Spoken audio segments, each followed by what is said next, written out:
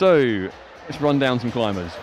In the male field, we have young Max Ayrton, who I think is the youngest competitor this year. Oh, he's same as Oren Coley, which surprises me. Nathan Phillips, multi-time winner here previously. The only time he hasn't won, Dave Barron's won. And who's there on the list as well? Oh, Dave Barron's. Sam Pryor from Coventry, newly climbing wall owner, manager, setter. Matt Cousins and Oren Coley. Yeah, so it's a really interesting field looking at the males. You got, as I said earlier, you got 4 British athletes in there, 1 ex-British athlete from Max Ayrton. It's going to be really interesting to see them fight. They've got their own strengths and weaknesses, so we'll see who comes out on top at the end of it. I'm always impressed by the fact that I don't think many people realise how much older than the rest of the field Dave Barron's is at these competitions, and he's managed to maintain his position at the top of UK bouldering for such a long period of time. Yeah, Dave Barron's is probably one of the strongest people in the UK in boulder and lead. Regularly making finals in the British champs and the British lead champs as well. So it's really interesting to see him, and he's what, 35 I think? 36. 36, yeah. Yes, you wouldn't think so. Yes, he's a fair bit older than some of the others. Beating out Max Ayrton by a good 16 years, I think. Wow. On the ladies, we have an equally diverse field of Ali Banwell, Robin Katie, who vaulted from her qualifying position to qualify in the semis. She was way down the field and pulled out a stonker in the semis to make it through. Frances Bensley, also from Coventry. The big name, of course, is Michaela Tracy, and shadowed by Tara Hayes. It's Hayes with a Y. Young Pippa Watkins, previous finalist here in years gone by, looking to improve.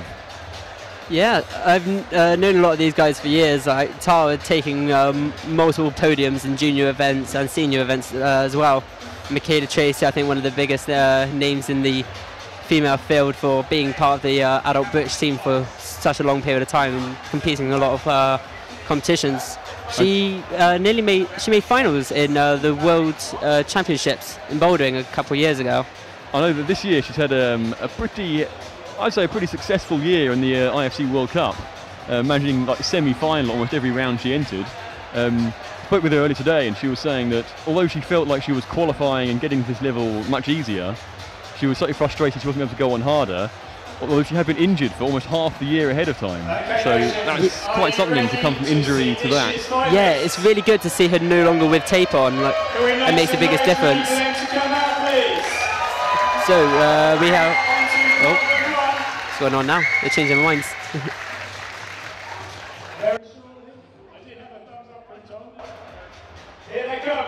So our first competitors for the men, Oren Coley, and for the ladies, Pippa Watkins. Okay, so the clock has begun. So clock goes down. They can use 4 minutes at any time they like. They can get straight in, have multiple attempts, or they can try and read it out, have one go to test out and see what happens. What do you think is your approach, Tommy? Do you prefer to really get stuck in? I always find I take a couple of minutes just to relax at the start of a climb before you get into it. Give it a good last minute read, see if there's anything you missed. And then, yeah, get on it and learn from every time you're on it. Try and flash it, but when you don't, you just got to learn. It's really interesting that the first route in the men's has another hand jam. I say a hand jam, everyone's favourite manoeuvre in climbing. It's cropping up more and more in competitions. It featured in the British senior champs on the qualification rounds. It also took part in the British lead as one of the qualifiers for the seniors event. They had to get 2 hand jams in, for the first couple of moves. So both M1 and F1 here are featuring I guess slightly more unconventional moves, with the men having a hand jam and the ladies starting with the dyno. So there's no sort of easing into this, but you've got to shred your hands if you're in the males category and get your jumping trousers on for the ladies. Yeah, it's quite awkward, like when you get thrown in straight with a hard climb, not being able to ease into it, it can shake some people's nerves. But they should all be really experienced and should be better. Owen's getting very close to the hand jam, and Pippa's not too far off from the dyno. I think we'll see them getting a little bit further up the climbs. Hopefully they'll get the tops. So Owen's back on. The pull-on to M1 is actually worse than the sequence that follows. Both those volumes that you can see Owen holding now have really solid edges down there. Oh, well done, Pippa. Pippa stuck the dyno. Good effort, Pippa. Come on, all the way. Where can she go from here? So it's looking like it's a bit of an awkward move to go to the bonus on the volume. Oh, this made it look easy. Magnetic. And there's Oren back in the hand jam, trying to get a little bit of a toe jam in there. I think this sequence here is possibly the crux on the ladies' problem, of transferring your weight across from one to the other. Oh, she's going to try and gast on it, maybe. Oren's on. Oh, good success in both competitors here. There we go, he's off. And he's made the transfer. Let's see if he can get up there. He's got the bonus. One hand on the finish. Here comes. There we go. Pippa Watkin, first end of Big Flash Final 2017. Oh, come on, Oren. Oh, he's making progress as well. He's getting right near the top. He's got a couple more moves to go.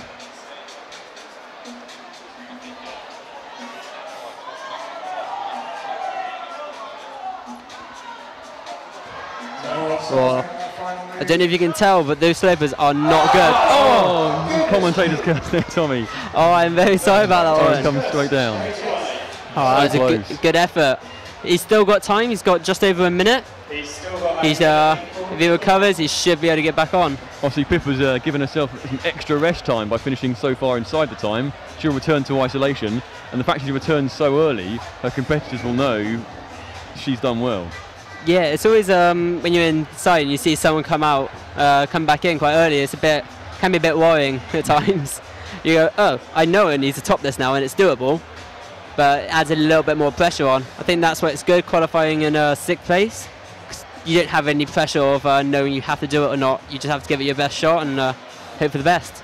You have to come out and lead the field and lay down the gauntlet. So Pippa's done just that.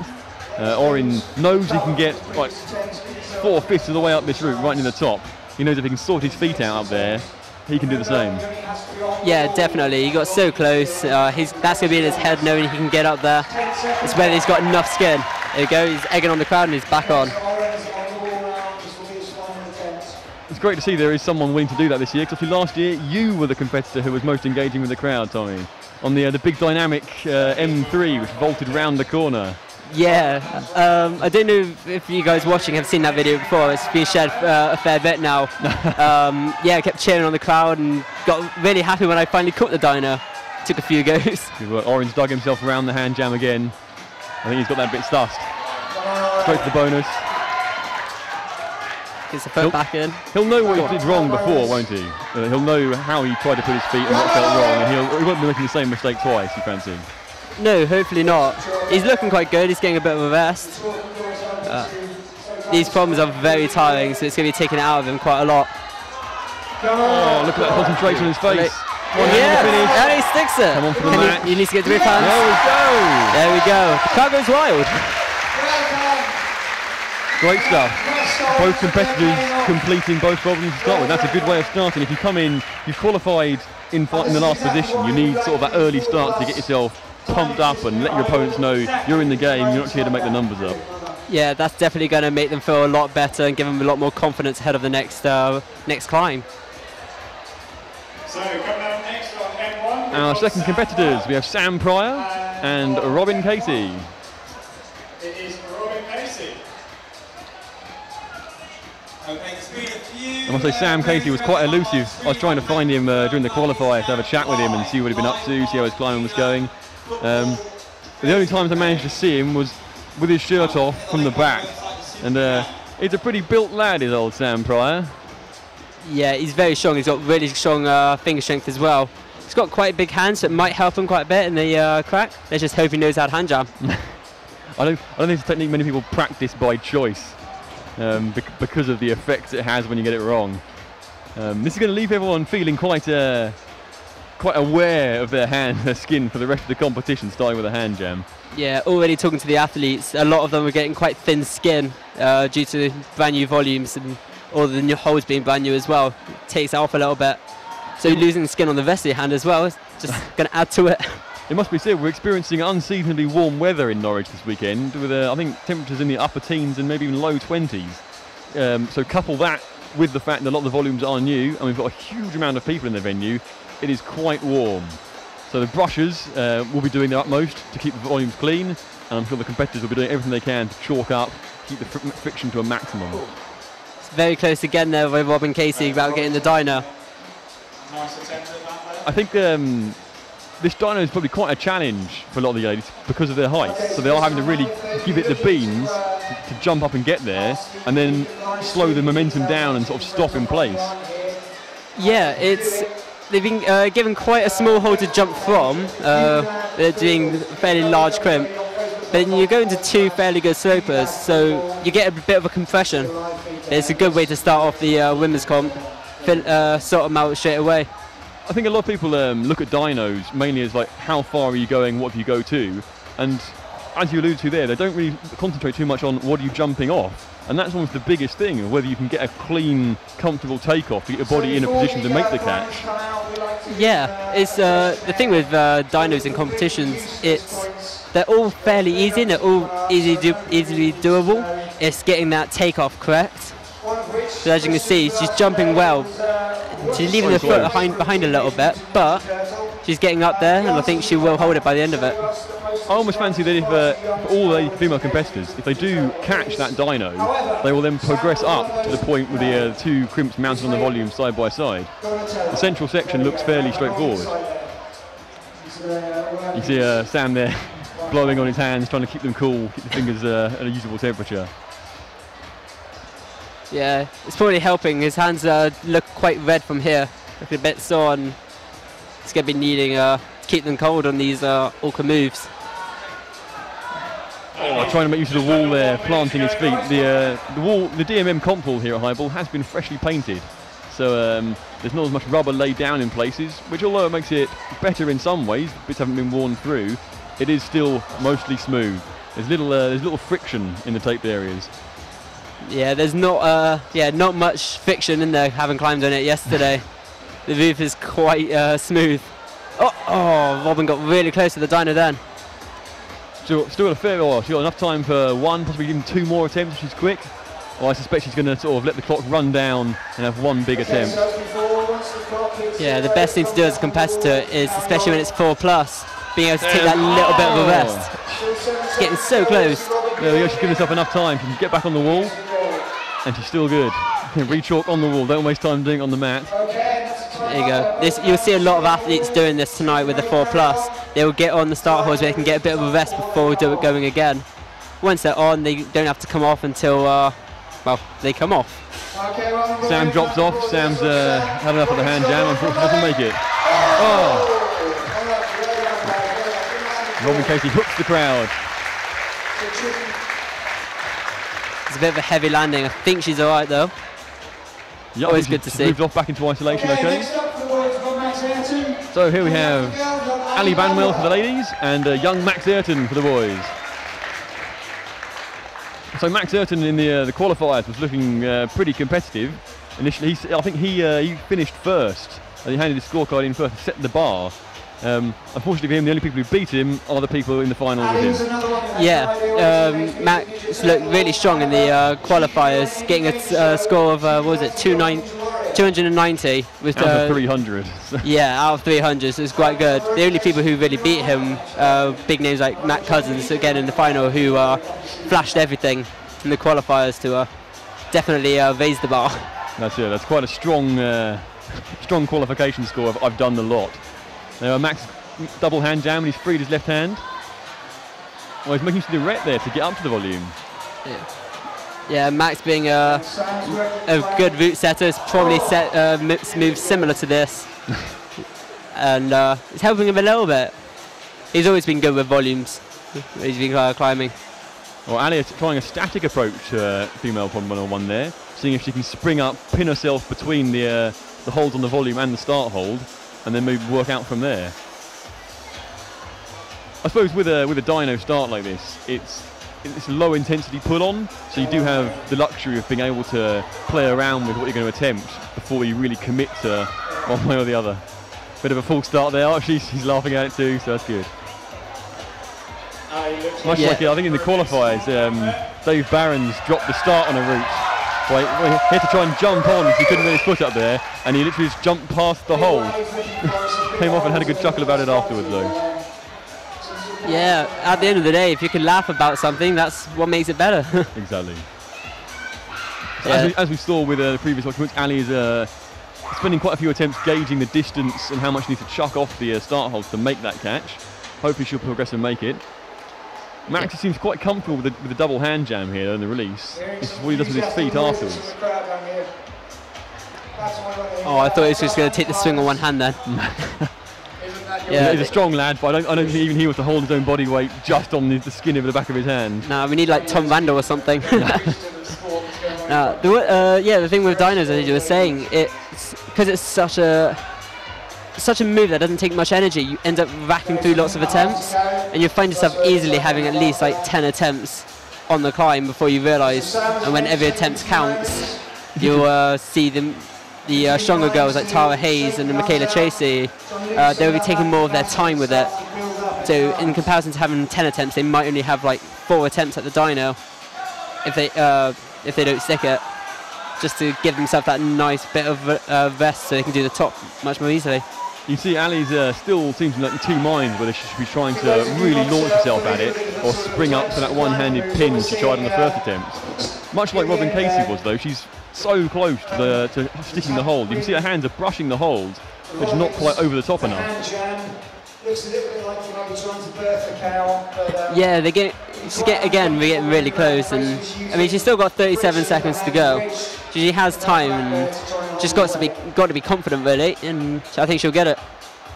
Now that the stream is back up and running, just remind everyone you can get in touch with us at HighBallNorwich on Twitter using the hashtags TBF17 or hashtag WeComeToFlash. We will try and interact with any questions or comments you send us, so please do. You fancy, unless he slips off early, this is probably Max's last attempt. Ali, if she's quick, may get 2 out of this if she misses the first, or she's going to have to give it really focus and give it one big attempt. Oh, rush back on? No. With a smile and a bow, she returns to isolation. Come on, Sam. Back. I keep saying Sam, you keep saying it's Max, because of course it's Max, not Sam. Oh, so. Yeah, commentators getting the name wrong there. That's a bit awkward. We've got our very own John Motson here. Okay. Coming out next for the men, we have Matt Cousins, and for the ladies, Michaela Tracy. Definitely got those names right. Shorn of her dreadlocks, but still quite the character.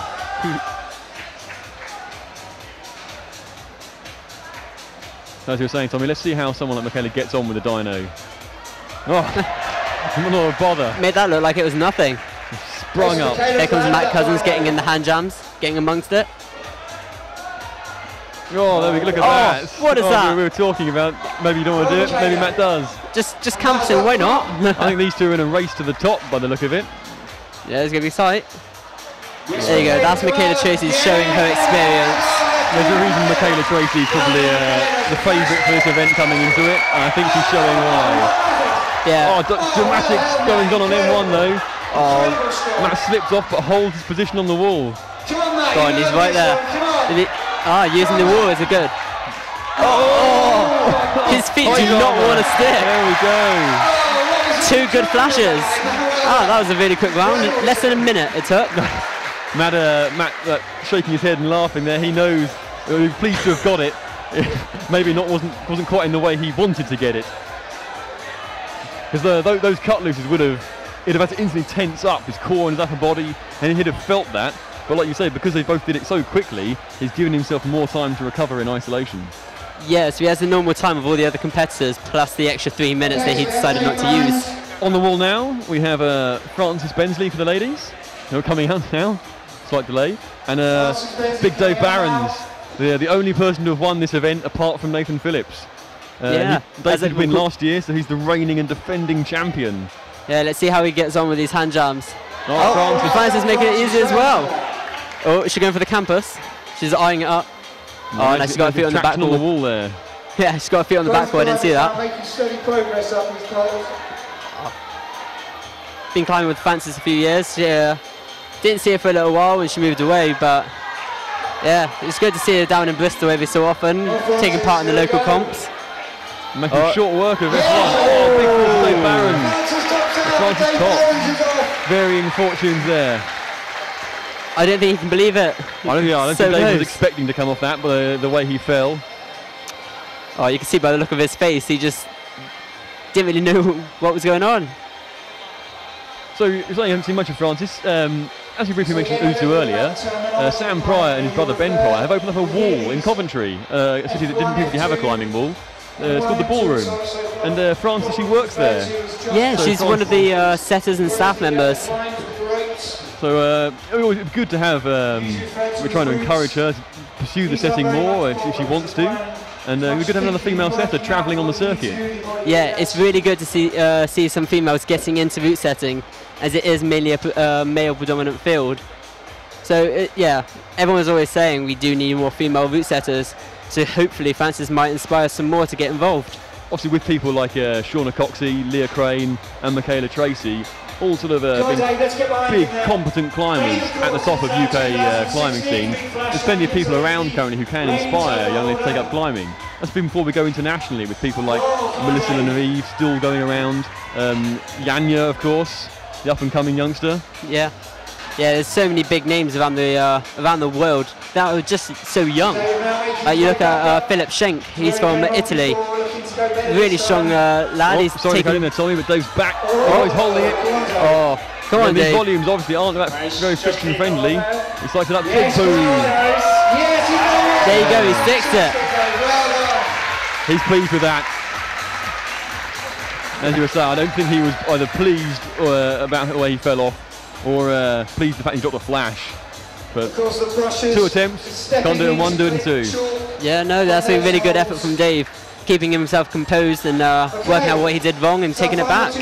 And then he managed to hold that cut loose at the end. Yeah. Oh, and Tara's done the dyno. So our top 3 women have really shown what they can do on this dyno. Correct, yeah. Tara Hayes is out for the ladies, and Nathan Phillips is out for the men. And Phillips probably looking to regain his crown here at Highball from Dave Barron's. Yeah, it's always nice to have a little power couple going on on the climb, both taking first place.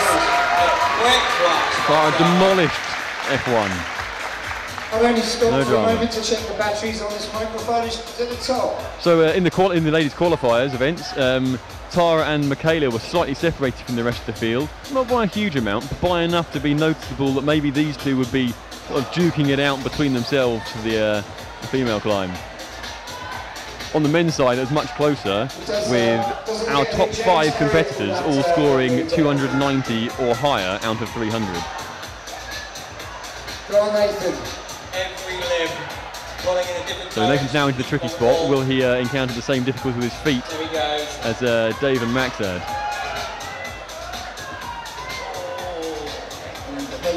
No, looks like again he's gone to the arete as well. Now adding a toe, there we go. Right hand first instead. So that shows his comp experience, knowing not just to jump to Baz Lopez. Exactly. On to the second round of problems. But yeah, as I was saying earlier, with the younger climbers, Philip Schenk taking, I think he's taken 2 World Youth Championship titles for his category.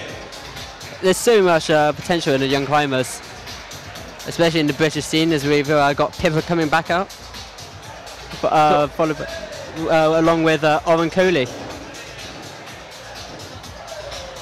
Good man. So F2 is much more of a balancing, it's almost the exact opposite of F1 in that it's balancing slab problem as opposed to the dynamic sort of powery overhang on F1. M2 seems to be all about this move around the corner. It seems to be very different from the mantling section up above it. Oren noticing a really good press into the roof. We're wondering how many of the other competitors will notice that. Let's hope he spotted a foot around the corner. He's got it.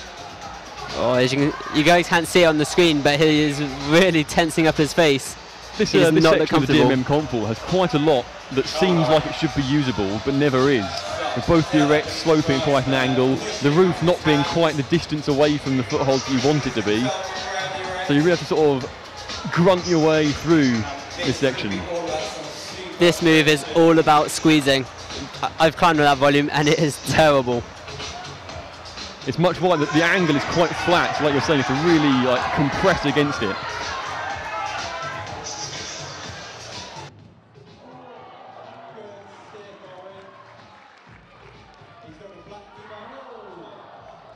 So we're going to be swapping over co-commentators here. Tommy Matthews, thank you very much for joining us. Onwards and upwards to better things. and we're going to be joined by Jason Pickles, the route setter extraordinaire. Yeah, it was really good to be here. Thanks for having me. Hopefully I'll come back next year. Cheers, welcome. guys. Over on F2, people are battling away with those volumes they're trying to get. Those opposing forces working for us to hold in place there.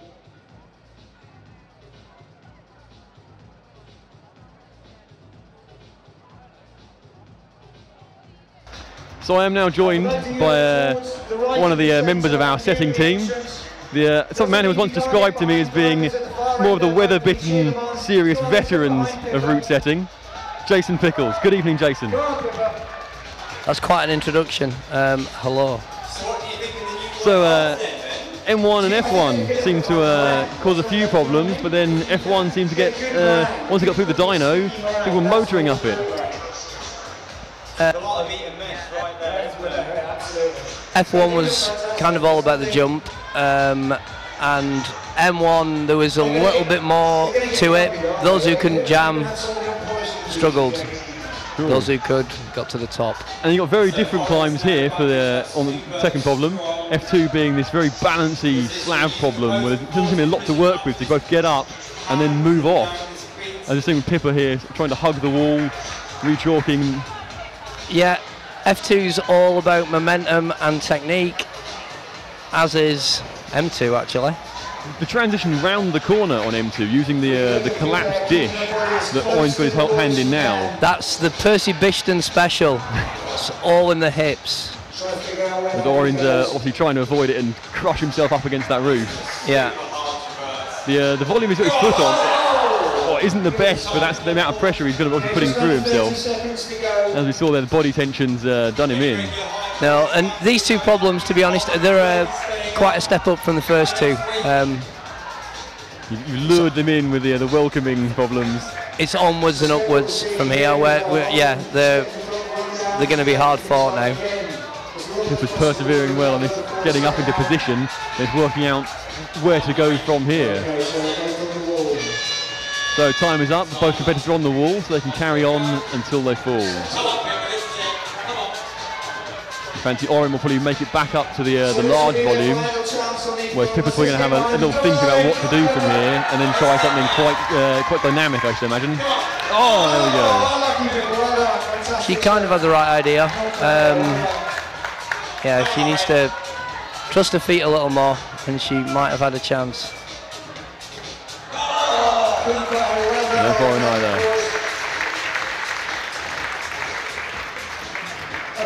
So coming out next, we have Sam Pryor for the men and Robin Casey returns for the ladies. Obviously, Sam was someone you were saying didn't seem to get on well with the hand jamming. He was obviously trying to find other ways around, moving his weight around the corner. Yeah, to be honest, Orin didn't look like he was at one with the hand jam, but he kind of found a way around it, whereas Sam wasn't quite so inventive. But we'll see how he gets on this. Sam looks more like a board climber to me. This probably isn't going to be his bag either, but we'll see.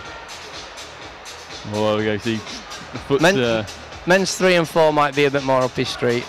Oh, it's good to know that. So, like you're saying, because the wall is very different shape and the way the routes have been set, there's no one style predominant throughout. No, the general idea is to test their overall abilities. You know, we want to find the best climber rather than the. It's not about who's the strongest. It's about who's the best across all disciplines. In the famous words of your co-setter Jan Janot, when he saw someone here trying some alternative beta to a route, and they said, "Oh, I'm not strong enough," he replied, "You don't need to be stronger. You need to be better." Yeah, you're just not good enough, basically. So obviously both, as you alluded to, both these routes are very technique heavy, although the start section seems to sort of, all the climbers are getting established 1 or 2 moves in, and then struggling to read what is the best way through the next move. The top of M2 looks very, like, you need to be very stable, the body weight needs to be very under control. Yeah, it's pretty tenuous, basically. Yeah. Robin wrestling away with that volume on F2, trying to move her body further round to either reach further or I guess turn around to a more helpful spring to the high volume. Yeah, at least they're making a little bit of progress. There's nothing worse than them not being able to pull off the ground as a route setter. You know you've kind of got it wrong when they... I actually thought the pull on to M1 was worse than the sort of section up to the hand jam. No, that's okay. So Pippa taking her time, not rushing anything. She knows she's comfortable up to the stand-up, so she can afford to shake out, chalk up, and try different things. Still plenty of time left on the clock. All about balance, this bit. Not much for your hands. Yeah, she's doing good there. Oh, there we go, Sam turning on the power, pressing into the roof. Robin making her way up the volumes there, down on F2. So I think most of the males, oh, look at that. Sam, well there. I'm not sure if he intended to be quite that wild, but he managed to hold on. Oh, Robin might be going all the way here. Oh, it's happening on F2. Robin's almost there. There we go. One hand on, two hands on, Robin gets it. Good work. Cracking job, Robin. Brilliant. Well done. So I think it's safe to say that the crux is definitely getting up from stood on the start volumes, getting further into the route from there. So that just leaves Sam as the target of your support for the next. So this is Sam Pryor we're watching and not Oren Coley. I believe there was a very late change to the running order. Sam Pryor, 42 from Coventry. Number 42 that is, not 42 years old. I don't think you take too kindly to me saying that.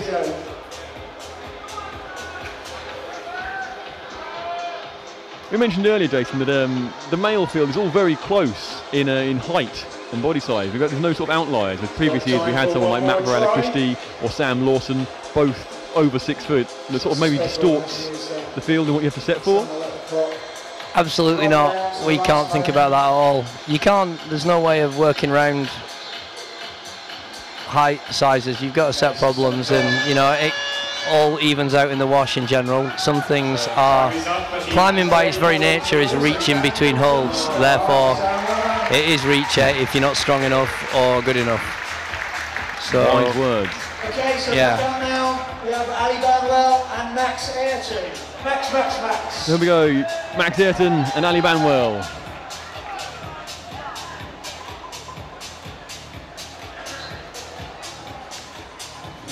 I'm saying Max is going all the way on this. This might suit him.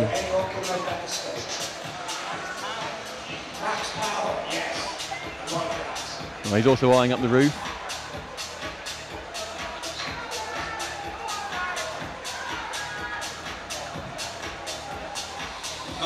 So Max, mentioned with Tommy, that Max looked very strong in the qualifiers. And he fairly motored through the climbs, although he dropped a couple on his first attempt. He was looking impressive. Yeah, I think Max is he's a good competitor in that he's quite relaxed. He doesn't feel the pressure, basically. A lot of the guys, especially in qualifying, hang back and want to see other people try things, whereas Max just got stuck in, which is... There's something to be said for that, isn't it? Sort of like leading the way and laying down a marker, sort of showing you're not afraid. Yeah, well, yeah, just not putting yourself under pressure. A lot of guys put themselves under a lot of pressure, which basically stops you performing sometimes. Whereas that whole not bothered attitude works quite well. I do have to mention that a lot of these volumes you're seeing here, there's been an emergency delivery to Highball in the week from Blocks and Dark Ventures. And we're very happy or thankful to them for getting them down for us in time for you guys to set with them. Definitely made life easier. And hopefully the problem's a little bit better.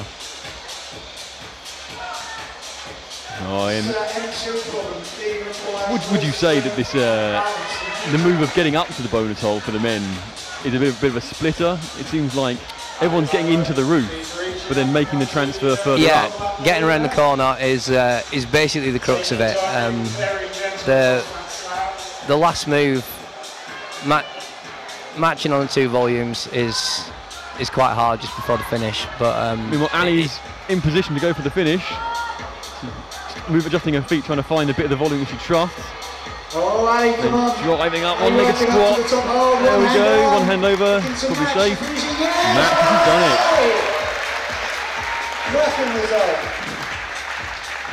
Yeah, so far the 2 girls who didn't do the dyno have topped to the slab like I said, it all comes out in the wash in general.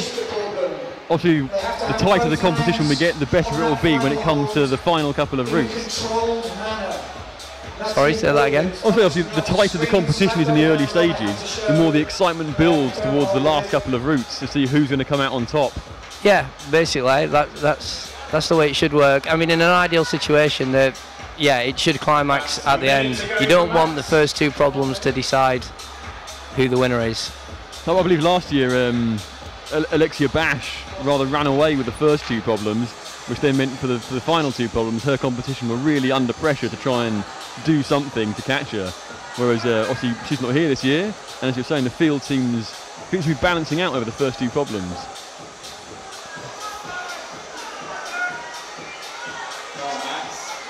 Max up into the roof again. Yeah, female 3 is going to decide the women's competition. You heard it here first.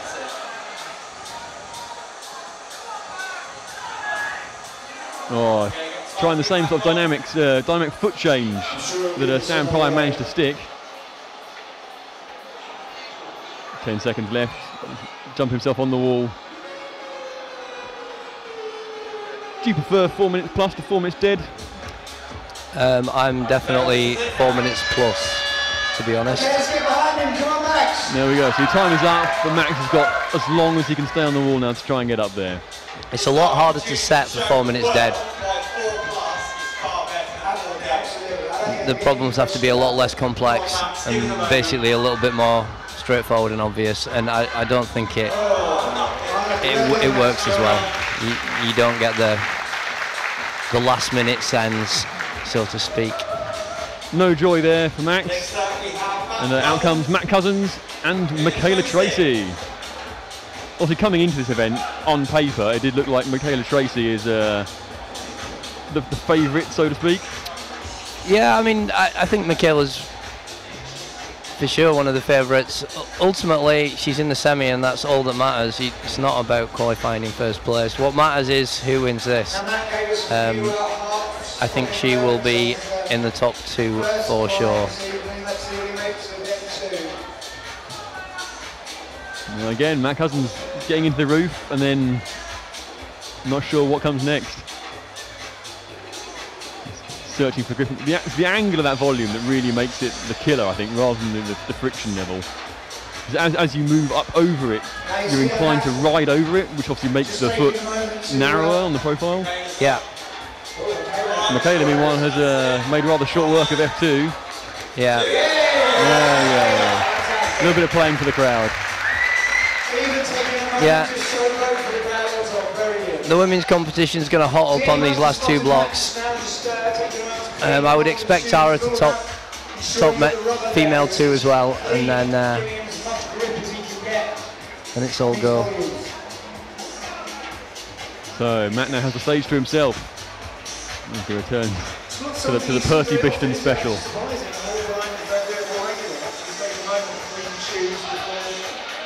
Again, testing out in different spots, looking for grip.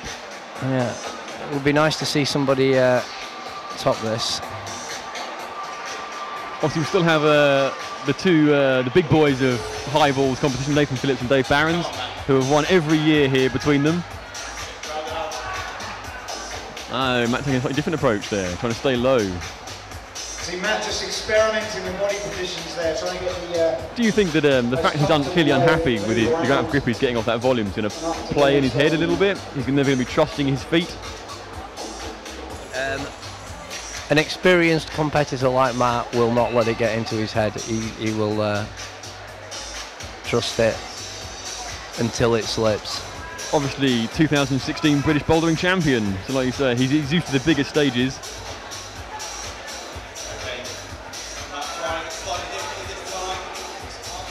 But this is clearly not for him.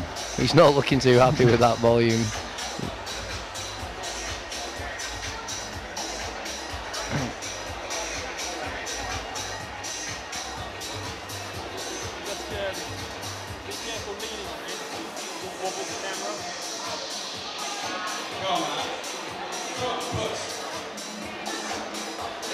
He's not going to give up though, is he? He's going to try everything. Like I say, he's trying to toe hook the left now and work his way around. testing out every angle of the erect. There we go. Here we go. Here we go. He's just unlocked that get around. Hopefully he can make this happen now. So just up from Matt, you can see the erect. There's a black line. That tape denotes you cannot use that bit of the erect. So he's got to switch across to these 2 other volumes here. He's down. Oh, look at the joy on his face. Walks off. I think that's a prime example of what you were saying about not letting trouble get to him. He was struggling away and getting frustrated with that bottom volume. And as soon as he got through that section, finished the route. So Big Dave Barons comes out along with Frances Bensley. Speaking to Frances earlier, she was saying although she would like to compete more, she never feels like she has time. But, judging on the performance here, maybe she should. Yeah, she did very well in qualifying and the semis. So yeah, she will only get better through doing it more. And obviously, Dave, easily the most experienced competitor we have here today. Yeah. Possibly only Gareth Parry has got more experience competing than Dave. As we saw there, Dave instructing the brushes to brush that bottom volume again, so he's clearly running into the same sort of situation that Matt was in his initial attempts.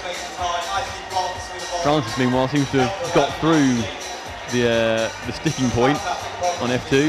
Yeah, she doesn't look too happy trusting the feet, but she's getting there. Slow and steady, like 1 volume at a time here, it seems. She can get the other foot up.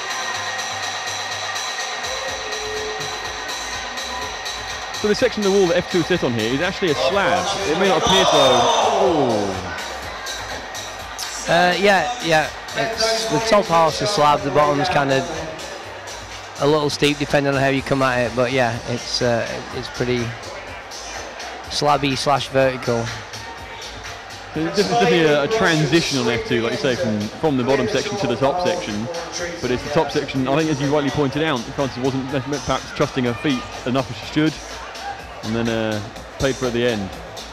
Dave also seemed wiping his feet down, hoping to maximise traction on that bottom volume.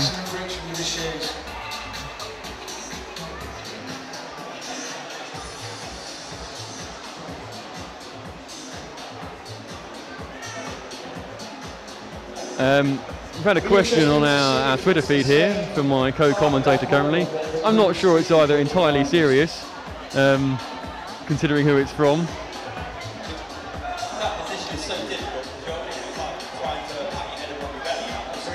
Care to comment? Yes, is the word. Thank you, Alex from Rockover Climbing.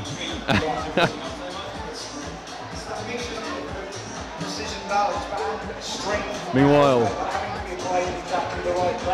Dave Barons, would you fancy that if he can get through this bottom volume, Dave Barons will enjoy the top section? Yeah, I think if Dave gets around that corner, he'll do this. Yeah, he just needs to make those feet stick. Whereas Frances seems to be struggling to get back to the position she was in a moment ago.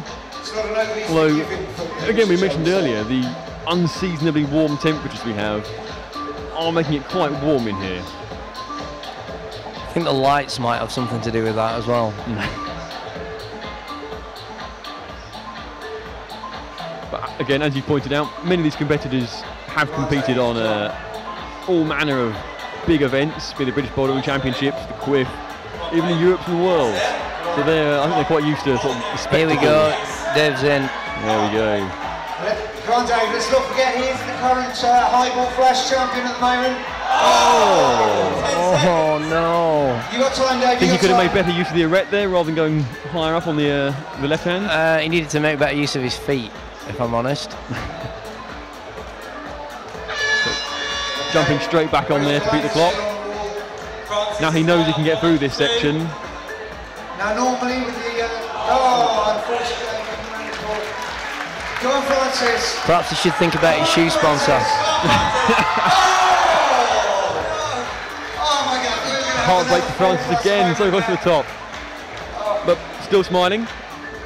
Next, Showing great strength of character. Nathan Phillips and Tara Hayes. So Nathan Phillips comes out for the boys, and Tara Hayes for the ladies. Plus champion in 2014, 2015.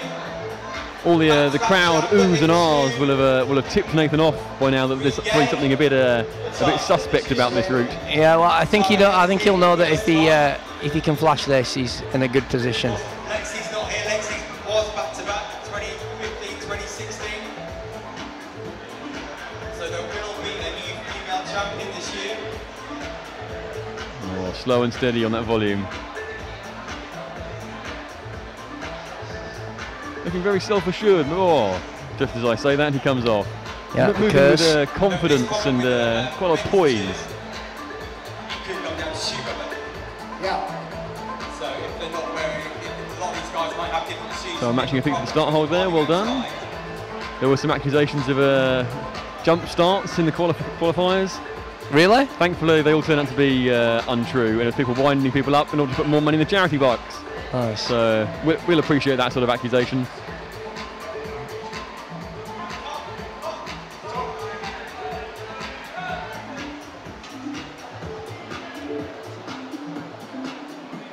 So while Nathan works on this, Tara's re-engaging the start.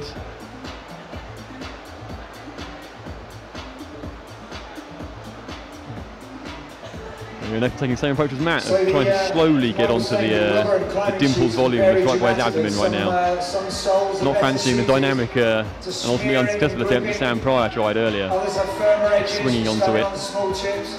But between manufacturers and even between the different models of shoes, that rubber can vary hugely. Tara seems to be trying a slightly different approach here on F2. She's trying to match both hands on the slightly higher volume rather than leaning one hand out to the right. Yeah, both options work. He's normally around 5 degrees, which is why in winter Meanwhile, climbboard you climb higher. Nathan slaps onto the big bonus volume, working his hand up the arete. Go on, Nathan. Actually, Matt walked the wall here to spring his feet up onto the bonus. Whereas Nathan's trying the same approach that Dave Barron's did, of going left hand high first. Yeah, this is a hard move now to bring the right hand in. Yeah, he's in basically. He shouldn't drop it from here. Points up onto the bonus hold. Over he goes. There you go. It might not have been a flash, but it was a successful send. I think one that Nathan will be pleased with. Yeah, I think that pretty much puts Nathan in first place so far, with Michaela in first in the women's. Tara needs to get to the top of this relay. Like you say, unless F3 does turn out to be, or F4 indeed itself, turn out to be a real sort of divider in the class, you'd fancy Tara would want to get this to stay in pursuit of Michaela Tracy. Yeah.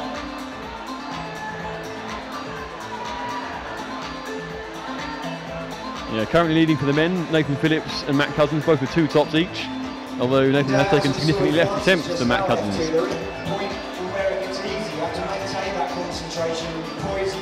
Whereas Michaela is currently clearly out in front for the ladies.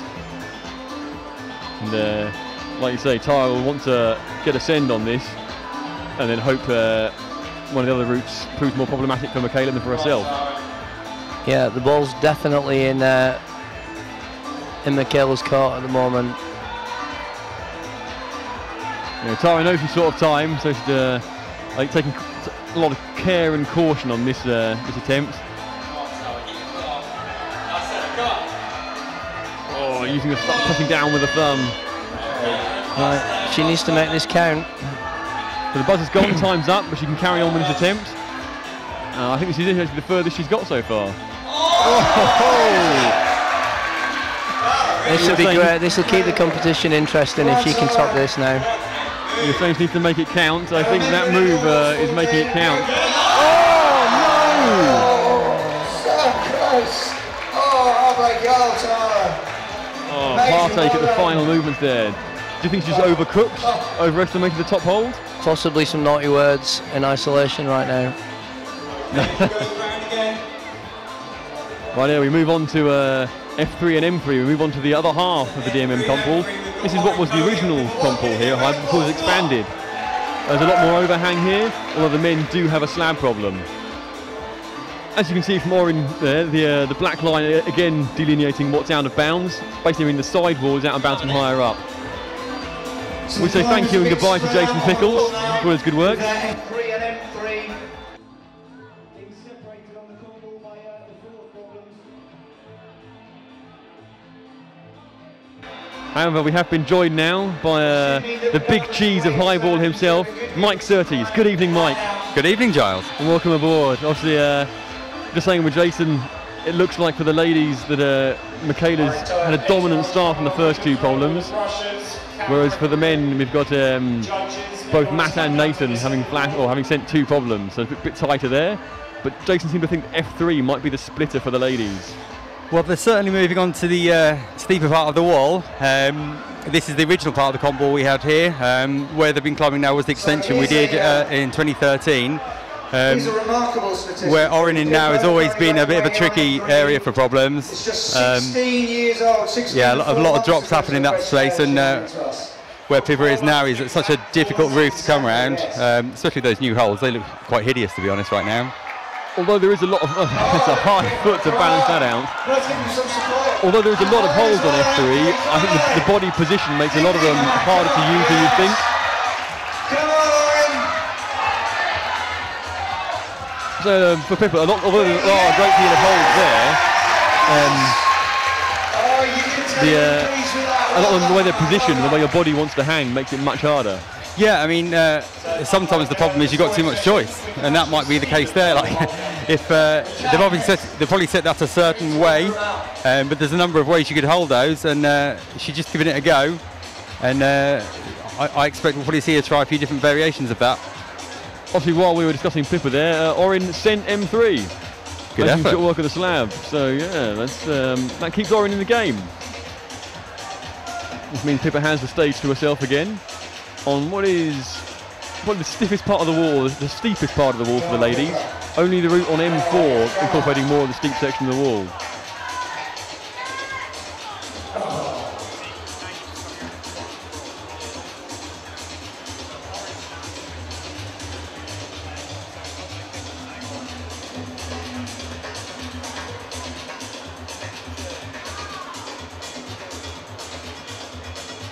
So Pippa has just a minute left here. So there are some slight technical difficulties going on with the graphics seeing on the screen, but don't worry about that. Hopefully we'll keep you informed of what's what, and the action will keep you entertained.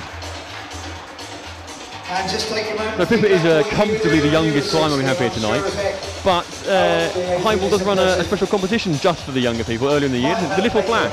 Yeah, so obviously the Big Flash came about the second year of our festivals. We did our first year anniversary, did a small local festival, and then we launched the Big Flash the following year. So this is now the fourth Big Flash we've done, and last year we kind of widened the net slightly and thought, you know, we do such a great event for adults. We launched the Little Flash, which takes place in July this year, or the last 2 Julys.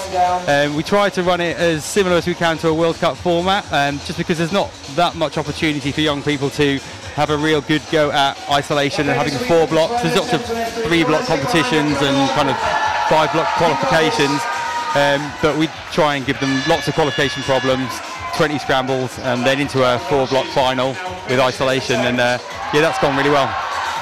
Pippa, oh look at that, you can see Really the tension on her face as she shifts her hands round. Trying to make the most. These holes I think would best be described as walnut whips. Yeah, or meringues I've heard them described so far. Unlucky Pippa, maximum effort. The army of brushers sweeps in there as Sam Pryor and Robin Casey come out. One thing I would like to talk to you about, Mike, is obviously the decision to retain the 4-minute plus timing format, rather than adopting the 4-minute dead that the Olympic Committee have decided to use. Yeah, I mean, it's fairly straightforward, really. I mean, we try and put on as professional competition as we can, you know, mainly because where we are geographically, we've got amazing comp wall, we want to run a great competition, but yeah, you know, personally, and the feelings of the team here was that 4 minutes dead doesn't really do anything for the competition whatsoever. Like, all the big moments that we've had here at the Big Flash, they've all happened in plus. You know, everybody knows that when they've pulled on, that's it. You know, you can see it with how they climb. They're giving everything. The crowd start to give everything because they start to wheel them up the wall, and that's what you want to see. As you know, we want to put on a show, and we don't want to see climbers walking away from the problem with half a minute to go. And it just seems a ludicrous decision because we've already seen here tonight. You know, we've had a few problems that have been flashed or topped well within 4 minutes. So you're going to save time on some blocks, and you'll lose it on others. But yeah, it's a ludicrous decision. Route setters and competitors all seem to be in agreement, but it's just a decision that's been made for Olympics, which. It's just a strange one. So at the end of the day, this is the big flash. We want to put on a show for our local climbers, and we think 4+ is a show. We don't think 4 dead is. Oh, Sam falling at the last hurdle. He'd done all the hard work, got himself stood up on the slab, and just seemed to lose his balance as he went up for the final hold. Yeah, we saw in the semi-final loads of people. So this was a female problem in the semi-final, and it's really interesting to see the mix of climbers that. Some achieved it, some topped it, some didn't, some fell off, some took a few attempts. It's a really weird part of the wall. Like it's a bit like the wall of champions at the Canadian Grand Prix in some ways. It's yeah, some people breeze it. I remember Katie Whitaker at the first big flash. Actually, she kind of just tiptoed her way along that wall, a bit like Alex Honnold does really on El Cap and the nose, just like tiptoe along the ledge. So Sam will have known that he was there on his last attempt. I should imagine we'll see him adjust his feet a lot more, get very comfy, before rising up with a little more control. Yeah, go on, Sam. There we go. Oh my goodness. Fingertip finish. Just about. Doesn't want to risk popping over the top and getting hold of the best part of the hole. He's happy to get both hands on it. Count the 3, get it done. Fab. There we go. Meanwhile, F3, Robin Casey still working out how to get through this selection of meringues or walnut whips before getting onto the big, long volume that makes up the bonus hold. Yeah, I mean, I just want to say thanks to X-Cult Holds for getting these out to us. Apparently, this is the first time they've sent some of these shapes over to the UK, so we had quite a quick turnaround from them. Great service from Pat at Dark Ventures, getting us some blocked volumes as well at the last minute. It costs a lot of money to run an event like this. You know, if I had £1 for every person that said to me how many other climber walls do this in the UK, I'd probably be able to afford to run it. You know, as it is something this big, 2 days, there's us in the climbing works, and you know, for a little place like Norwich to put something like this on is amazing, and it's done a lot for participation in climbing in this area, as well as participation in competition climbing. And it just wouldn't be possible without the guys that without the companies that support us. DMM, Tenaya, Prana, AVK, Vitolius, and Vertical Life. They've pulled it out of the bag this year. And also, guys, if you've been impressed Obviously, Robin's letting the clock run down over here, giving himself plenty of time to rest. This is a much burlier climb than the Balancy F2 or the rather dynamic F1. I think Jason was right in saying that this could be the splitter. Yeah, she's showing a lot of maturity here. You know, just thinking, okay, like, let's have a bit of a rest, eye it up, and see if I can make it work. To do that, she must have a bit of an idea of what she's going to do, I think. Otherwise, she might have maybe giving it one more go in between. So we now are into the plus part of 4 minutes plus. Oh well. Trying to jam the knee bar in there, didn't quite take the weight. Commentator's curse there. It's interesting what you were saying that about these holds. That's the first time they've been used in the UK, because a lot of the competition climbers who regularly climb in events get used to certain styles of holds from different manufacturers. Being presented with something they might not have encountered before gives them a new challenge, gives them more of a mental element. Yeah, I don't know which one specifically, so but I do know from Tim at Beta Climber Designs that he did say that some of these, he's not seen any of these come in yet, so hopefully it will pose a bit of a challenge to some of these competitors. I mean, I've already seen it with some of the competitors that haven't been here before, don't know the wall, whereas those that have been here previously have been using some of the angles that they know. So I've already seen it just with the wall itself over the course of the semi-finals and the final. So Max and Ali out now, Max Ayrton and Ali Banwell. Ali getting to grips with the new and interesting shape holes. Max trying out where to get best friction on this rather ominous arrangement of volumes and holes over on M3. Ominous, interesting. I think I'd say it's a classic design of the route setting team that we have here, to be honest. Well, I wouldn't expect anything less. Or anything more, to be honest. No, they are a good bunch you've got here. Obviously, Jan and Jason, probably the more regular setters here. Jan with quite a reputation, and Andy Long being one of the architects of Highball. The chief builder. And he'll be staying here to build some more. Highball is expanding with a new wall coming in. Yeah, mixed stories, changing plans, but yeah, we are definitely starting to build some more wall tomorrow.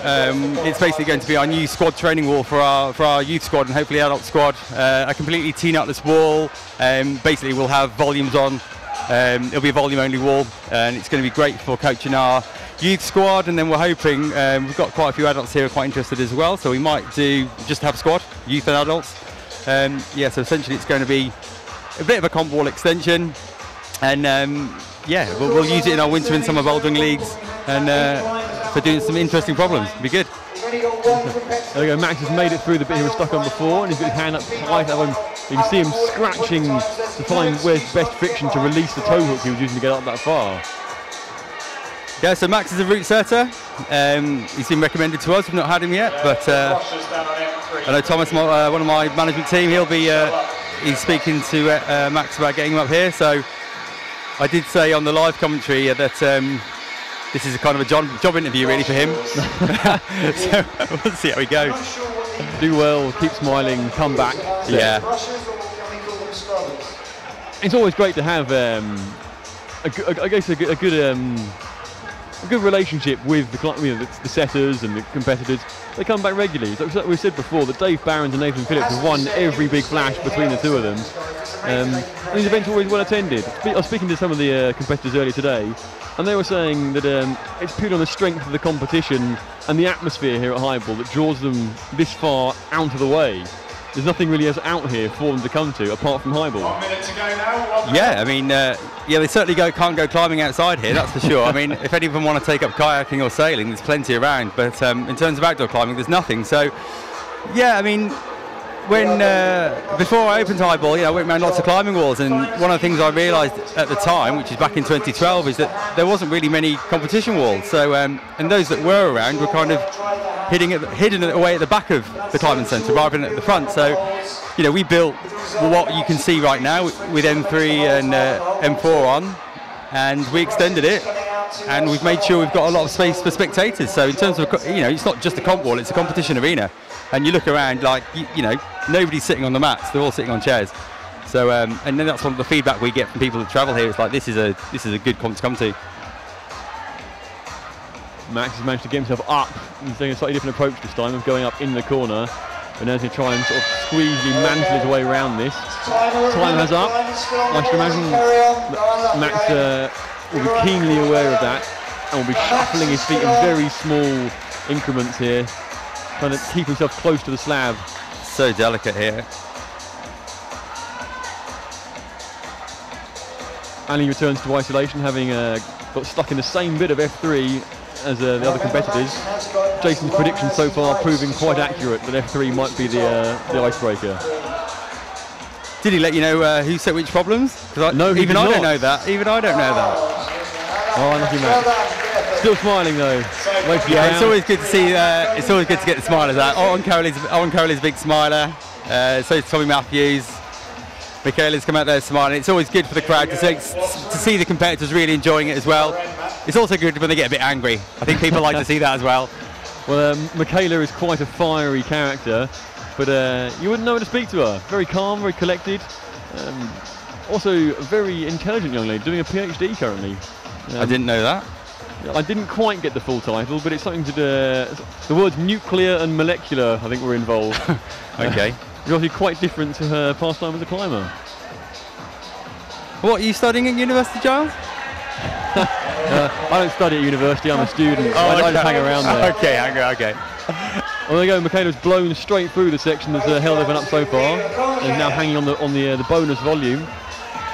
Matt's going well as well. Matt needs to get his other foot up so he can really press out to the finish. Oh, Michaela's off. It almost seemed like a test attempt, like she was willing to have a feel of that hold and try and fall back onto the bonus. Yeah, she certainly made good. Oh my goodness!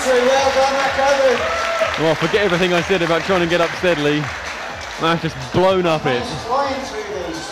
Matt's girlfriend Storm will be happy about that. She injured herself last year at the Big Flash, and we saw on Instagram that she's only just had an operation, so it'll be she'll be happy with seeing that. Get well soon, Storm. I think during the qualifiers I was speaking to someone about people who maybe could have come down this year but couldn't. They mentioned that Louis Parkinson wasn't here because maybe we had too many slabs. Too many slabs? Obviously infamous for his exploits at the Biff. And Matt's just shown you don't need to be careful to get up a slab, you can just run up it apparently. Well, we've got 2 slabs, 2 roofs, 2 steep bits of wall. In fact, the one thing we're missing probably is a bit of vert, but that'll probably come next week with the expansion. So the fact that a climber of Michaela's strength and experience is taking such a long break here shows you that the moves of F3 are clearly quite burly, quite demanding. I suspect that the pinch on the bonus volume isn't quite as positive as you'd hope it to be, having mangled through that first section. Looking at this wall from back here, it never ceases to amaze me. I look at it every day, and it's only when I get underneath it to either help out on the route setting or strip the wall that when you get underneath it you realise how steep it is, so it's going to be a terrible hole, to be honest. But she's making it stick at the moment. Oh. But she's given herself enough time there. She had a nice bit of a break. She's gone through that initial sequence again quite confidently, so I imagine she's going to have another break here. And still over a minute left on the clock, so depending on how long she wants to, taking matters into her own hands here, she knows what she wants brushed. Obviously, since none of the other competitors managed to get up that far, that volume is still going to be quite fresh.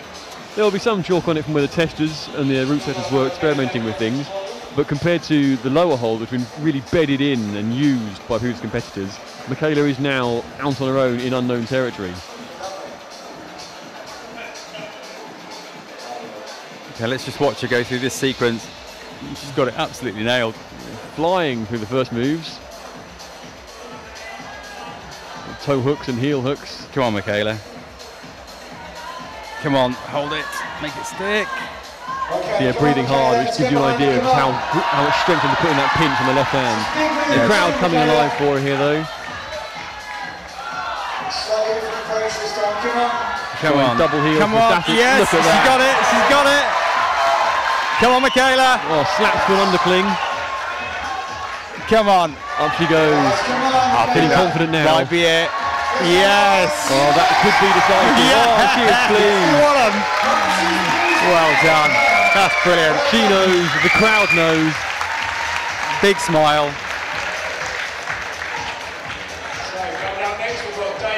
Oh, I think that was definitely a King Dave. That's Dave, the reigning champion. Yeah, reigning champion indeed from the live comment there pointing out Dave Barons is defending his title. Nathan Phillips defended it for 2 years before Dave snatched it off him. Yeah, this men's final's great. Like, you got Dave, Matt and Nathan. Matt's the only one that's not won it. If you ask all the staff here last year, like who we wanted to win, it was Dave. Right? Nothing wrong with Nathan. We like all three, but now it's like we all want Matt to win because he's the one that's not won yet. But it's such a good competition between the three of them. I spoke to Warren prior to the event, and he was saying he'd really like to do better at this event because he seems to be jinxed. Every year when it comes round, he's either been injured or incredibly ill. Yeah, I think he was ill last year, wasn't he? I think he nearly didn't come. He had the flu last year. Yeah. The year before that he was injured and couldn't come, and the year before that he turned up nursing an injury. I think it's the first, even this year he's feeling a bit grotty, but nowhere near as bad as last year. But to still make the journey, that's, you know, that's great. He's committed and he believes in himself. Oh, Dave doesn't fancy making all of the move on that hold. So who's top of the board at the moment? So Matt Cousins is leading for the men with 3 tops from 3. And Michaela Tracy is way out in front for the ladies. Tara Hayes will need to complete this problem in order to have any chance of taking the win from Michaela Tracy. Okay. Dave taking a slightly slower and steadier approach than Matt did. I suspect he might spring at the end here. Oh, there we go. Confident match that. We've seen 3 different approaches so far. Dave being slow and careful and the spring at the top. Sam staying underneath and doing the old 2-finger touch finish. And Matt running up the wall. Yeah, it was interesting watching the route setters last night when they were they'd put the semis on the wall and they were all testing them. It was interesting watching the different styles of the 4 setters just climb some of the semi-finals.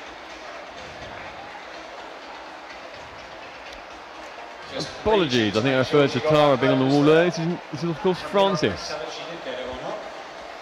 It's the ponytail. Throw me off. I should know better. So as we saw earlier, she's getting onto the walnut whips, meringues, we're going to call them now. Either. But then it's moving off, like getting the weight to go back along the wall enough to get a solid pinch on that bonus hold, which appears to be the problem. All manner of heels and toes are being attempted. As you said, there's a lot of holds to work with, but it's trying to work out what the sequence is that's going to work best for you and get you there under the most control.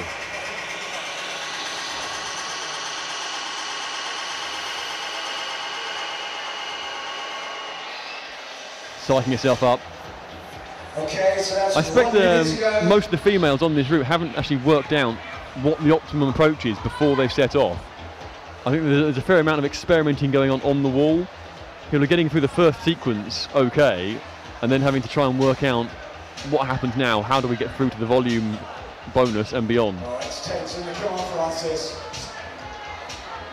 Yeah, they are really unique shapes, these, aren't they? I mean, it's Okay, Francis, little time.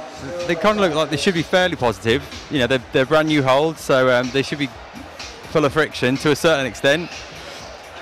I think it's quite good to see actually holds on the wall rather than it all being sort of big volumes.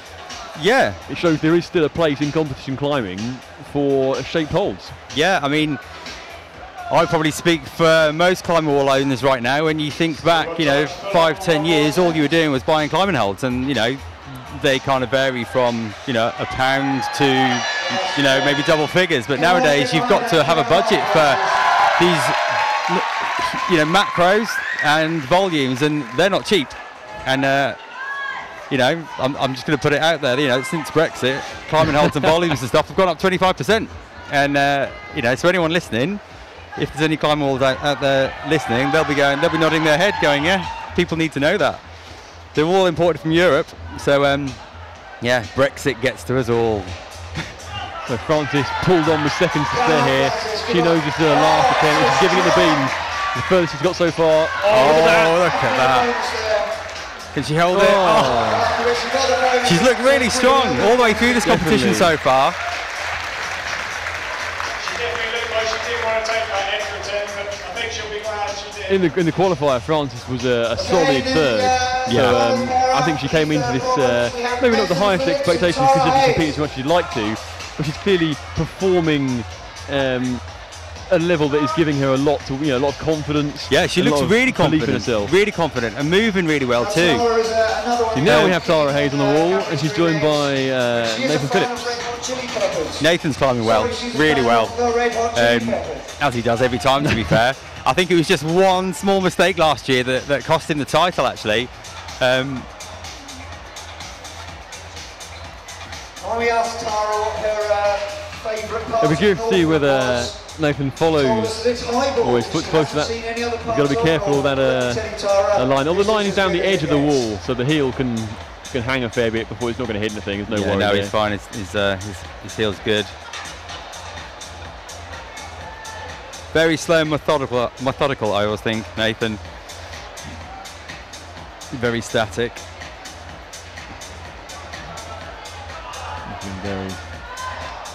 I think he fancies this. He'll be slow and steady. You see him testing the arete. I think he's actually grabbing the edge of the volume there. Dig the fingernails in. Yeah, look, there you go, look. Oh, look at that core tension. So his right foot is actually on a different angle on the overhang section of the wall. Yeah. His upper body is actually up on the slab. Yeah. So holding yourself, the tipping point isn't far away on that slab. On that no, I mean on the screen there it does look vertical, but it's not. That the top half of that wall is a slab. Here we go. Can Oh, you he's doing match it? two-finger touch. Yes. I think it's almost like the safety option. If you think you can do it, do it. If not, spring to the top. Yeah, I think thinking back now, it was that last year on that He tried to be quite static on one of the problems, and if he'd have just jumped for it, he'd have nailed it. But I think it was the move on the main part of the wall last year that lost him the championship.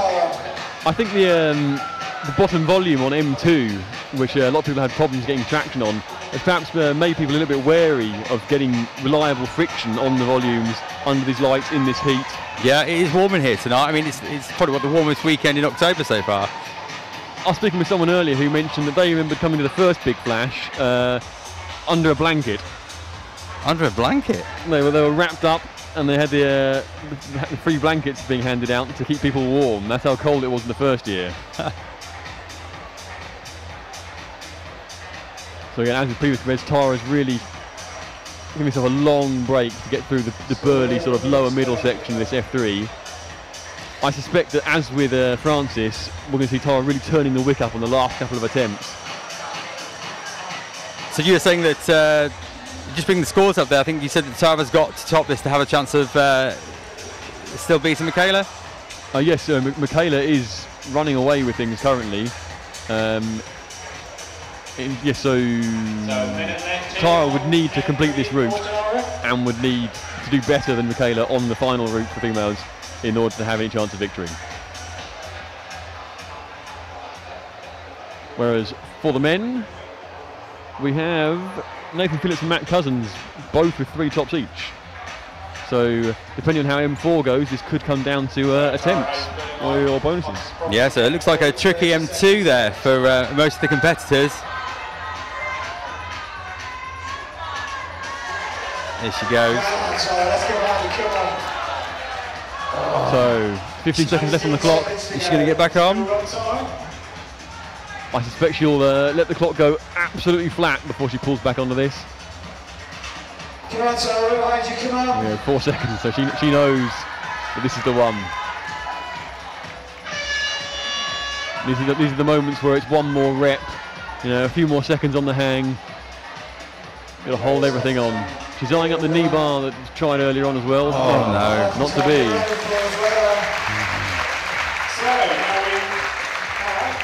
Right, on to the 4th and final problem. Moving on now to problems M4 and F4. So this is the final problem of the night. Oren and Pippa back out again. Yeah, M4 has a slightly unconventional starting position. Okay, Mike, it's been great to have you with us. Thank you for having me. We'll let you get on to other things. Thanks for running the festival, and hopefully lots of money raised for charity. Yeah, I hope so. Last year we got £4,380, which we went to Climbers Against Cancer and the East Anglian Air Ambulance, raising money again for the same 2 charities. So I am not looking forward, but looking forward to counting the money tomorrow and getting that in the bank. Thanks, Giles. Thank you very much, Mike.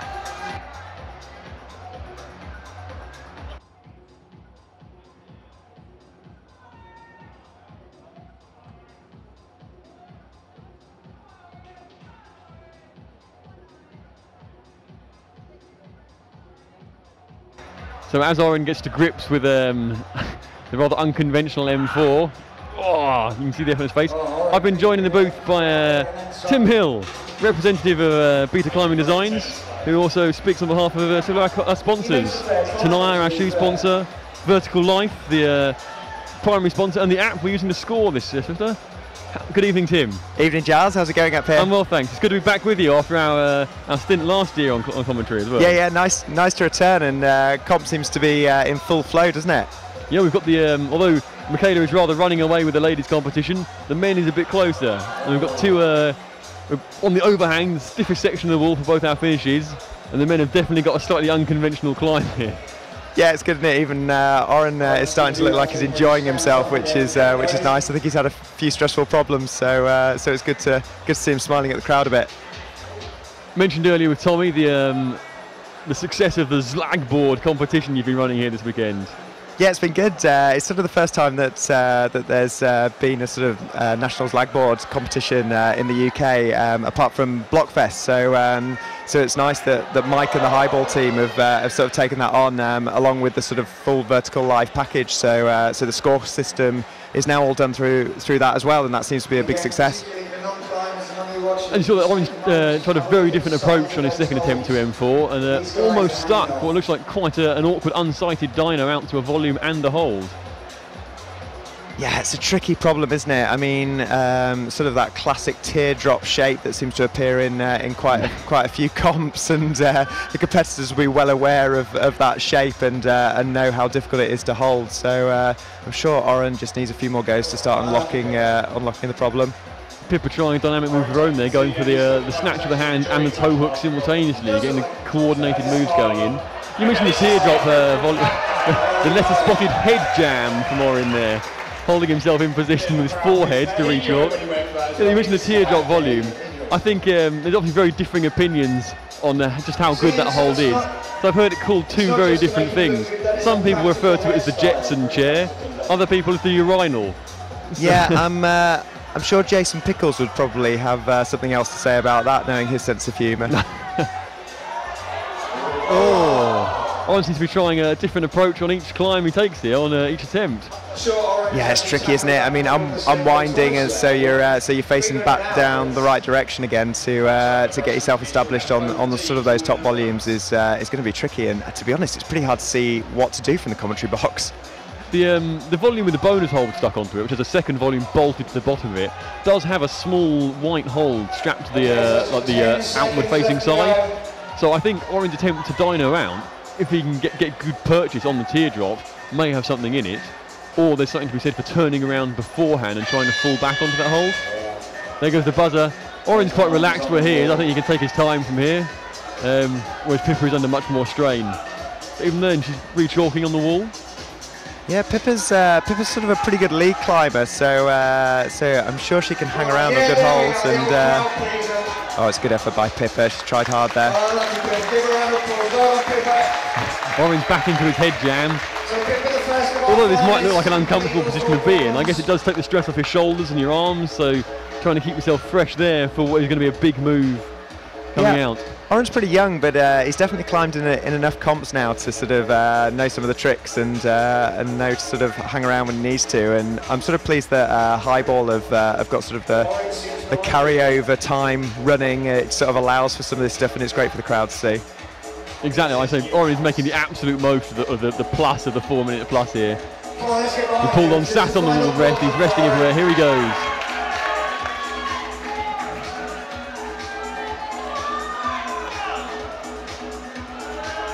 Concentration, you can see him, he's eyeing up everything here, he's going to try something quite funky, I should imagine, in a minute. Oh, that's close, Oren, good effort. Great competitor as always, Oren, he's always good value to have here. He's also doing a lot of coaching these days, and I believe the qualies contain a lot of people who he had convinced to come down, who he coached. Yeah, it's nice. I saw him yesterday. So he did his qualifications, and then seemed to be running around with a load of juniors yesterday. And he said to me that he had his squad here, and looked pretty happy to be, almost as happy to be coaching as he was climbing. To be honest, it's good to see. I think it's quite good to have a good mix of having a younger coach like that, someone who's not so far removed from the people they're coaching. Yeah. Obviously, it builds, I guess, a sense of trust between the coachees and the coach. Yeah, I think it's great, isn't it? Like just having some of those young guns around like Oren and coaching, it sort of gives the real youngsters some massive enthusiasm when they see them competing in comps. There we go, Sam taking the same approach as Oren did, and again gaining traction but not managing to stop himself dead. The bottom on F4 seems to be the move out to the large volume to the left that has the hold bolted on it. Seems to be just too far to be comfortable for a lot of the competitors. So they are having to look at doing things like Pippa's coordination strike. Yeah, both these problems for men and women is very tricky. Starts. This may help Robin get onto the volume, but now it's a case of can she turn herself around? As Sam flies off. I think he'll fancy he can hold that move, and we're going to see a few more very similar falls from him that way. Yeah, it's great to see Sam doing some comps. I think he's been known as sort of a strong climber in the Midlands area for a while, so it's good to see him here. So good to see Robin making it through to finals as well. Sam said to me he's actually doing quite a lot of outdoor climbing this year, which a lot of people don't realise with the competition climbers. They think they just train indoors for climbing indoors. He's been outdoors doing some pretty heavy sounding routes. There we go. Oh, he's so close. Yeah, I know that a lot of the comp climbers that are here, especially sort of the ones that have been around for a while, like Dave and Michaela, have sort of over the years spent quite a lot of time climbing out and about, and I think they find it helps them, particularly with sort of like the volumes problems and stuff that's really balancy and on your feet. It's definitely still a worthwhile skill to have as a comp climber. Robin's gone back to a more conventional approach to F4 here, having decided that the facing off the wall start perhaps wasn't the way to go. And Sam positioning himself. Well, he's in experimenting mode now, isn't he? I think he's gone back to, I'll try what I almost got to work a moment ago. Yeah, oh, it's close. Come on, Sam. You've got. The guy always looks like it's very fine. Like if you don't quite, if you give it too much beans, that's what's pulling you off. You're almost jumping yourself off the teardrop volume. Yeah, I think the competitors are probably finding that the holds are all right, and it's just a case of timing everything to work properly. It's clever route setting by the team, really, where probably these guys would do it in a non-competition environment and find it not too bad, but it's the joys of competition route setting. Oh, there we go. Robin's trying to get there a bit steadier. Yeah, this is definitely causing problems for the girls, isn't it? Trying to work through the maze of volumes to get on something that they can grab hold of properly. I think, as you mentioned, there's probably a fair amount of timing to this. What that hold on the white volume, the white hold on the volume, is a little bit far away. I expect if you fall to it in the right fashion, you'll be able to stop on it. Yeah, I suspect the route setters are probably looking for the girls to sort of palm onto that and push up, but there probably is an element of timing to get across to it, which I think Robin will figure out. But come on, Robin, pull on. Okay, so it's coming up. I think towards the end of her attempt, then she had maybe hit on an idea of getting the right foot up onto the lower volume first before trying to palm back, trying to sort of steady the core. Yeah, I think she was doing well. I mean, she's still pretty young, and she's still sort of learning comp tactics, I would have thought, and she was learning as quick as she possibly could then. We'll probably see from some of the more experienced comp climbers, they might figure that out a touch quicker. Well, so there comes Max Ayrton and Ali Banwell, and we'll see what they make of these problems. Jason Pickles did say earlier that he felt that M4 was going to be more up Max's street compared to sort of the balancy, quite fine M2. Yeah, Max is a good, strong outdoor climber. Like, yeah, he's definitely got a few boulder problems to his name. So, so I suspect he'll probably move off the teardrop feature pretty well, and he's probably got a certain amount of timing just from the quantity of outdoor climbing he's done. Starting quite tentatively here, but I don't think there's any trouble. Oh. More volume problems. I think it's more he's working out what to do. You can see he's going to end up standing up, facing off the wall, and then trying to decide how he's going to get himself around. Yeah, I think he was probably thinking too much about what his hands were doing and where he was going, and forgot to put his foot down then.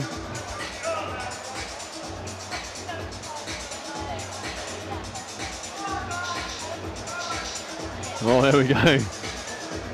Do something a bit different and work his way back across.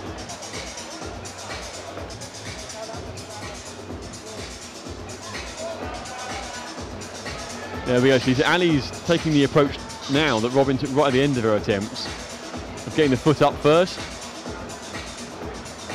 Obviously, it looks like the danger then is whether or not your body rides up too much to make the right hand hold unusable. Yeah, it's definitely a difficult selection of holds. There's nothing really to get a good grasp on. There's definitely a combo of powerful movement going on as Max comes flying off in spectacular style. Yeah, although he's trying a very similar route to the previous competitors, his approach to it is much more steady. You saw him there really trying to lean his body weight out around the corner so that when he made the pop up to the hole pinned underneath the volumes, there was going to be less swing for his body weight. Yeah, I think Max probably doesn't spend a huge amount of time on comp walls, and he probably spends his time on steep outdoor pole problems, and he's probably just naturally taught himself to try and grab things a little bit more steady and controlled, and I think we just saw a little bit of that then.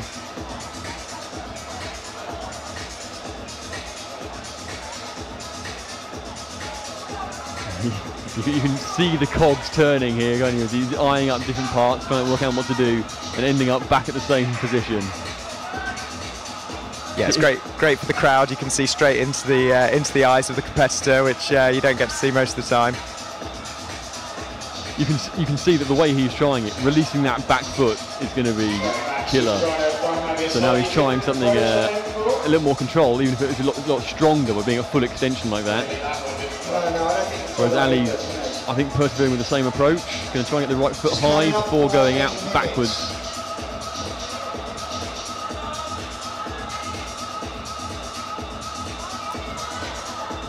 Yeah, F4 is definitely stumping the girls, isn't it, at the moment? We've sort of seen everyone struggling at the same point. Hopefully Ali can just get through the problem-solving process quick enough. She's got 40 seconds left on the clock. I think if she can just get palmed out then and get a foot up, then work her way up the volume, and we're sort of home and dry. But just this first section is definitely troublesome. So both F4 and M4 are on the steepest part of the wall. So although there is a little thumb catch that Ali's using on that upper volume, the angle is so steep that the upper bit of the volume isn't actually that great. So you're really having to squeeze into the thumb catch to try and make the most of that hold. Which is why you can see she's struggling. When she tries to put her foot up, it's pushing her weight up and almost like off the thumb catch onto the top of the volume. Oh, she's getting though, she's straight back on. So we're out of time. We might see some sort of slow and steady approaches here. I'm not sure if Max is going to be a fan of Oren Coley's head jam that he was using. Yeah, Oren did well to get a good rest there. I think Max's shoulders are pretty strong, so he'll hang out there for a bit. All eyes on Max, come on! Come on, Max, he's getting the crowd going.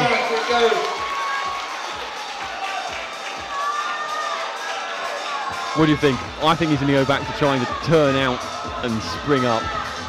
Yeah, I think so. I think if he can just slow his movement down quick enough, he'll be in, really. I think the hold probably, the small hold around the volume, is not absolutely terrible, particularly for someone like Max. I think if he can just get his claws on it, then he'll be away, really.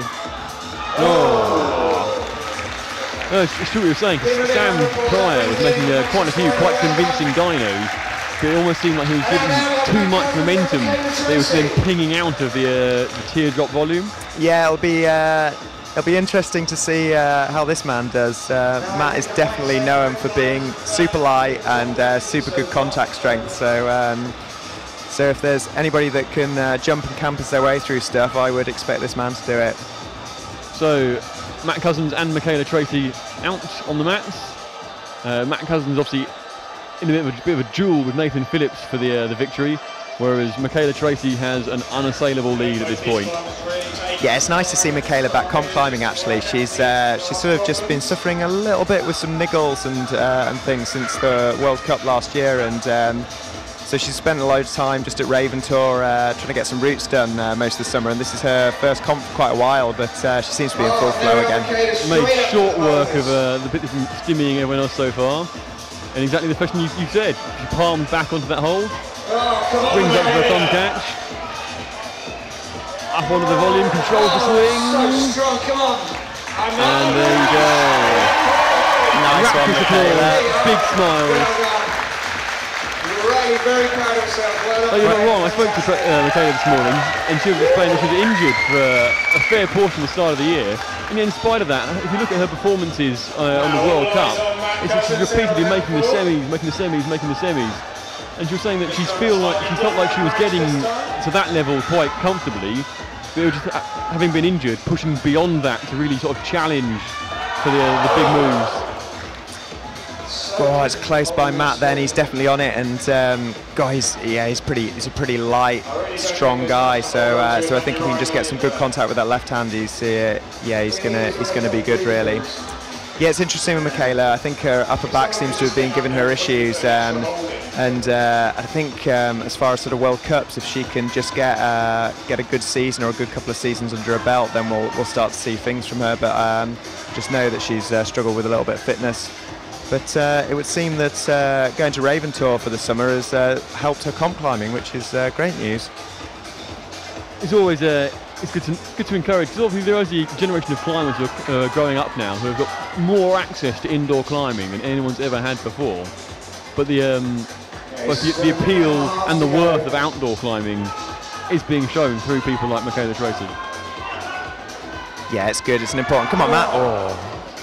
Yeah, I think outdoor climbing is still definitely an important part of the sport, and I think a majority of these comp climbers are still heading out a lot of the time, which is great, and we all get to see some nice pictures on social media. So can't be too wrong when we're all sat in our offices. We have a posse of local climbers out and about right now. They're up in Northumberland, I believe, climbing with the Lawson boys. Yeah, so it's nice that the Lawson boys. Oh, there we go. Come on, Matt. Oh, there we go. Come on. Oh. Come on, Matt. Oh. He knows he should have held on there. It's a big mistake from Matt. Normally, once he's got hold of stuff like that, he doesn't let go. But he's got time. Going straight back in here. I think this is a bank go. In the case, if he gets this wrong, he knows he'll have time for one more afterwards. Yeah, his arms aren't struggling yet. He's got loads of time. Come on, Matt. Oh. Brushers rushing in.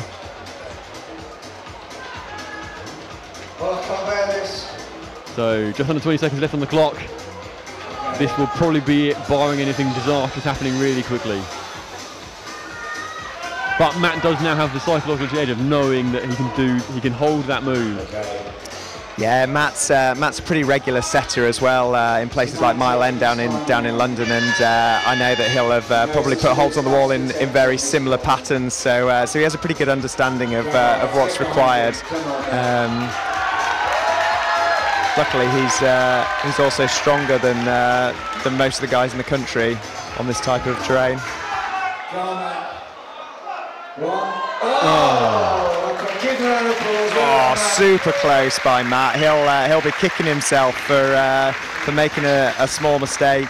I think his reaction when he came off and dropped to his knees, his head in his hands, he knew that his best attempt had been that catch, and everything thereafter was almost like chasing to catch up to himself without being rested enough. Yeah.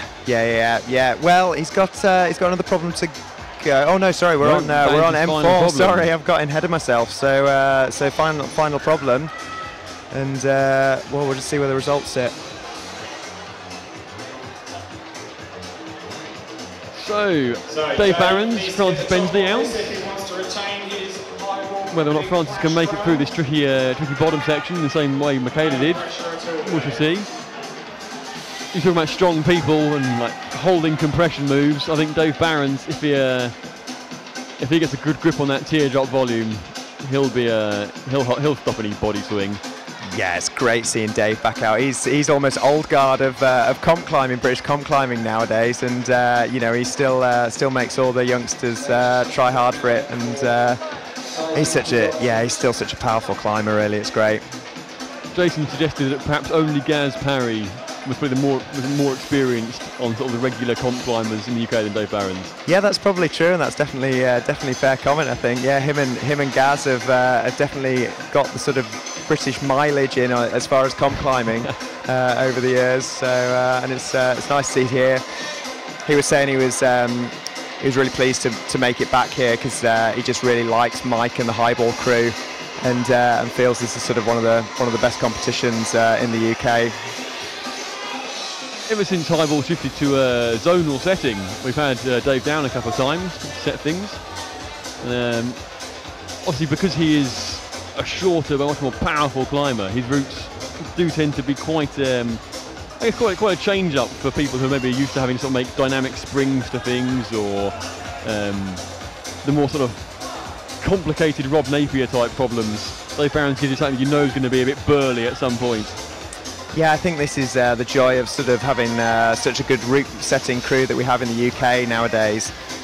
We sort of are able to have access to all these guys, and everyone gets super high quality problems in centres all across the UK. David seems to be inching closer. Each time looks slightly more convincing than the one before. Short bag off now, it's going to make all the difference. Shedding weight. I think he just fed up a landing on it, to be honest.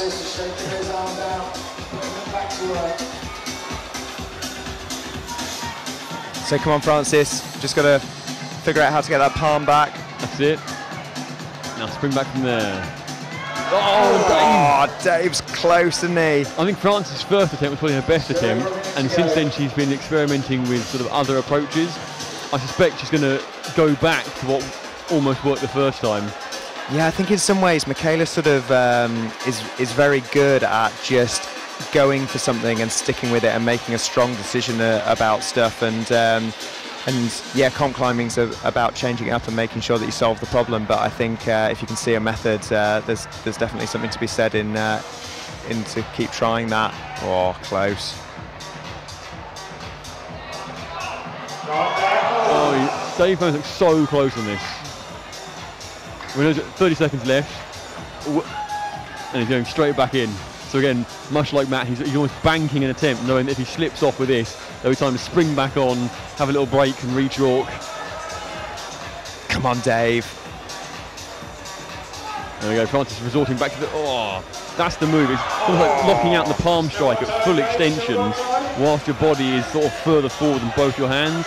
There's a great deal of tension across the chest and the shoulders for that move. Francis pulls straight back on, both competitors on the wall as the time runs out. Showing great commitment. Yeah, you need strong shoulders for this women's problem. I think the way that Francis sort of toppled off that shows that she's given it her all, but she's burnt out. Yeah, I think the competitors are pretty tired by now. They've done a lot of problems. Oh, there we go. They've also rocking the head jam. It's impressive, Dave, but Orange trademarked it. I can't say that. I think head jam is probably rated somewhere around fist jams for me. Oh, well done, Dave. It's a good effort. It looks a little bit tighter this comp than we've maybe seen him in the past. He's put in a sterling effort, but not going to be his year for taking the podium again, I don't think. During the qualifiers, there was a small sweepstake running on who we thought was going to hand their scorecard in between Matt and Dave. They both seem to be flying around, almost doing like 4x4s on the comp routes. Yeah, all the top guys particularly did seem to get through qualification rounds in an amazing rate. None of the problems seem to cause them any issues really. So Tara Hayes and Nathan Phillips out now. Tara already getting stuck in and looking close to sticking that sort of the palm strike back to that one on the volume. And it's interesting, on the M4, Nathan, much like Max and Dave, on his initial attempt, is trying the slow, gradual lean out and round. But I suspect we're going to see him resorting to the more conventional facing into the wall, dynoing back to that hold on the volume. Yeah, I've just watched Tara then have a first good whack, and she was straight in with a palm and then pinged off and straight away rubbed her shoulder as a sign that you need some stern shoulders on you, I think, to press that palm in. Here we go. Look at that string. Oh, come on, Nathan. Oh my goodness. He knows he's close. He's got a big smile on his face. You're saying Tara rubbing her shoulder. I think the problem with the F4 is because it's just a little bit too far away, the ladies are having to fall onto it with the arm locked. So if they then don't stick it, it's almost like bouncing back into their shoulder and pushing them off. Yeah, I think that's what Tara just found then. I think it almost like jarred her shoulder as she leant back into it. So Nathan now knows he can hold this move. I think he's going to have quite a long rest and actually have a good think about, okay, I do this, can I quickly like whack a heel in the volume, get up to the bonus hold? Is there somewhere further up to have a little rest? Oh, there we go. Tara's methodically done it, holding it strong. Come on, Tara. Pop up to the bonus. That string, obviously didn't hold the shoulder too much. That's a strong move. Come on, Tara. Go. Oh, come on, Tara. See it home. Where's she going for the feet? Are we going to get our second top on F4? Yeah, she holds it. Feet on. Yes. Oh, big high heel. And match finish. Great finish for Tara. Good effort, Tara Hayes. It's great, great finish. And so It really showed that on some routes the crux can be really low down. Well, here it's almost like the second move. So sticking that palm strike is what's mapping. And once you get that, it's almost like up you go. Just be careful, be secure, and believe in yourself, and up you go. Yeah, Tara's still pretty young, so she's definitely getting stronger and stronger every year that we seem to see her in the comp season. So yeah, let's see what she does over the next few years. Come on, Nathan. There we go. Well held. Can he get a foot up here? I think take some pressure off that right hand. There he goes, up to the bonus. Come on, Nathan, let's make it a good finish for all the crowd. Uncharted territory now, no one's been this high. Here he goes. Fall from the top. Is he taking that wing pull on again? Is he going to pull on, sit down, or is he done? No, he's chalking up. No, he's got to get back on, hasn't he? Even if it's just for the crowd, he's got to get back on. No, I'm pretty sure that bonus has sealed the deal, so to speak. But there's a personal pride, and the way the crowd, he knows the crowd will go off like a rocket if he makes this. I think this bottom bit might be quite slow and relaxing. Save the energy. He knows the top's a big move. He knows the dyno's a powerful move. More forehead barring here. Again, this is what Mike was talking about, the advantage of 4 minutes plus over 4 minutes dead. Yeah, I think there's quite a lot of people that like this system, and I mean, I think we all understand the reasons why it's been dropped for the World Cups, but it's nice that that Highball have brought it back. It's definitely great for the crowd. Here we go, come on Nathan, big go. Come on Nathan. He sticks. Oh, well held Nathan, he fought then. Get that foot in. Yes, up to the bonus. Come on Nathan. He's comfortable. He knows he can hold the next one. There's something about what he can do with his feet to try and make the big move up to the finish. After the box on, are we going to get the flash? Come on Nathan. Oh, what drama. He holds it. What effort, right at the finish, right at the death. Cuts loose inadvertently, holds it, swings back on. It's brilliant, it's nice great ovation from the crowd. Nice to see him win this year, and that was a good sterling effort on that final men's four problem. They know he's busting a gut on that last attempt. I think, as you said, by the end of it, a lot of the climbers did look like they'd actually been through a lot of climbing this weekend. Yeah, it's a massive weekend of these competitions. Like by the time you've been through qualifiers, and then you've sort of got into the full competition style climbing on the comp walls, you're gonna be pretty sore, I think, over the next few days.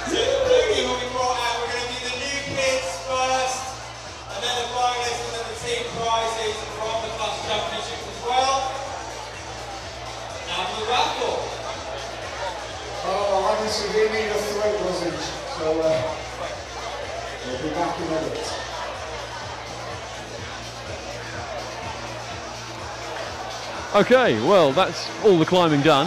Hopefully we'll have a victory presentation, a victory ceremony even, to crown our winners, give out some trophies and prizes, congratulate everyone who took part. There will be some moments of dead air around here as we try and collar a few of the competitors to come up and have a chat, see how they get on, see how they felt with the routes. So do stay with us, keep your volume on, and we'll get back to you and let you know what's what. Obviously, I'd like to give a big thanks to all the people who've joined me tonight. We had Tommy Matthews, young competitor, who unfortunately didn't make it through. Jason Pickles, route setter, gave us a view from the other side of the fence, so to speak. Big Mike Surtees, owner, operator of Highball, giving us some of his thoughts behind what goes into running the festival. And finally, thank you to Tim Hill, Beta Climbing Designing representative, all-round good guy. And can you reveal, what did you get on the Zlagboard challenge? Oh, I think I was quite a long way off. I think I was like 1 minute 40, and I think the top person was well over 2:15 or something. So I got a bit of work to do for next year. So I'll get Zlagboarding over the next few months. Excellent. It's been a pleasure to have you here, Tim. thank you for all you've done. Thank you for your sponsored deals, and hopefully we'll see you again next year. Pleasure. See you next year.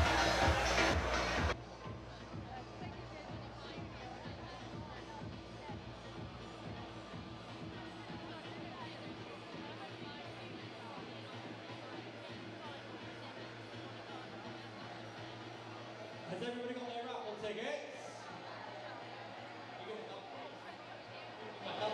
We will be doing the raffle very shortly, so if you are down at the front of the building and you want to win some raffle prizes, make sure you make your way back this way, because if you're not here, you won't win anything. Right, okay, so the raffle prizes, thanks to DMM, Rab, well, what have we got here? DMM, Rab, Black Diamond. Tanaya, a box of Tanaya every time. In the Tony brushes, the Tony's Highball annual memberships. Evolve brushes. If anybody wants to buy more raffle tickets, apparently people are still buying them, so a couple more minutes if you want to buy them. Please make sure you do buy raffle tickets. So right now the raffle prize is being decided. Again, all proceeds from the raffle are going to our two charities, Climbers Against Cancer and the East Anglia Air Ambulance. This will be followed by the presentation ceremony for the winners in male and female categories. I'll quickly run down the final positions. We can't actually bring you graphics of the final scores, but that's no worries. So Robin Casey was in 6th place for the ladies. She topped one problem with 3 attempts. Narrowly edging her out was Ali Banwell, who also topped one problem in two attempts.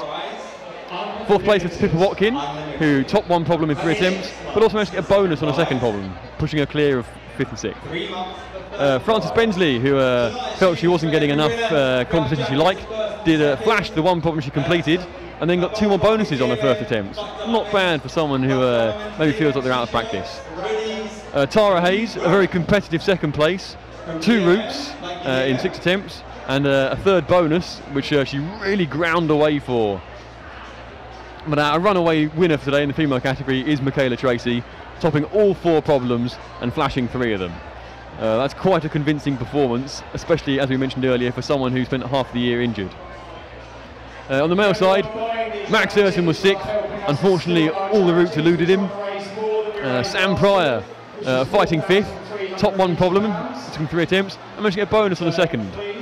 Oren Coley managed to improve on all of his previous appearances here. 4th place, 2 tops and a single bonus. Last year's champion and runner-up the previous 2 years, Dave Barron, slips down to 3rd place, having topped 2 routes and getting a bonus on a 3rd, but taking less attempts for his tops than Oren Coley did. Matt Cousins, still seeking the elusive win here at Highball and the Big Flash, comes 2nd with 3 tops.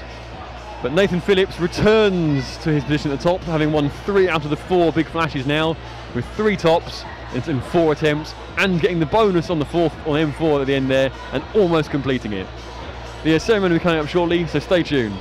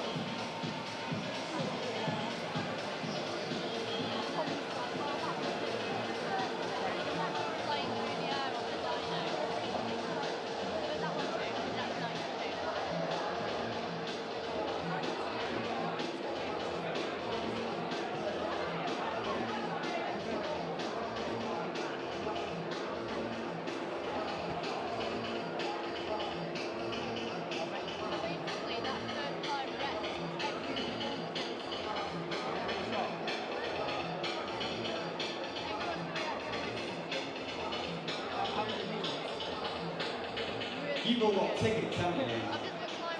Yeah, cool. How many tickets have you got, Kieran? So on the mic there now is Mike Surtees, the man behind Highball, getting ready to call out in the raffle. With lots of eager young raffle ticket holders down the front there. Whilst we wait for the presentation ceremony to begin, I'm just going to run down the say thanks to some of our many sponsors in this festival. Obviously DMM, our main sponsor of our comp pool here. We've had Tanaya and Vertical Life through Beat Up Climbing Design being the principal sponsors. As we mentioned earlier, JP True Agricultural Recruitment and DPD Local did provide the hog roast. We've got ABK Clothing, Prana Clothing, providing clothing sponsorship. A local sponsor in Holdfast Tattoo, Helsden tattoo firm, and also a very good climber. Holes provided by Axis, Lapis, Captain Crux, Blaustone, Squadria and 23 Holds. As Mike did a very good job of mentioning, thanks to Blocks and Dark Ventures for providing the volumes and providing the volumes at very short notice. Massive thank you to Beeston Brewery for providing the brews.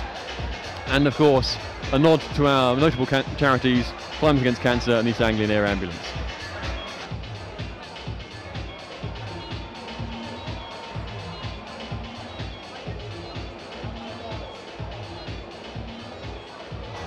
Big thanks to our setting team of Jamie Cassidy, Jan Janot, Jason Pickles and Andy Long.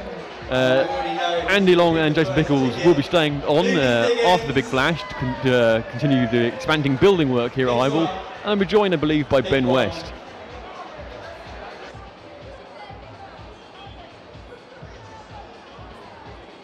The winning ticket is blue. We also had Schoolhouse Digital Media here doing some filming, some highlights and some... Alongside whom we had Chris Ridley Photography, taking all the fantastic stills you'll see being plastered up on our site.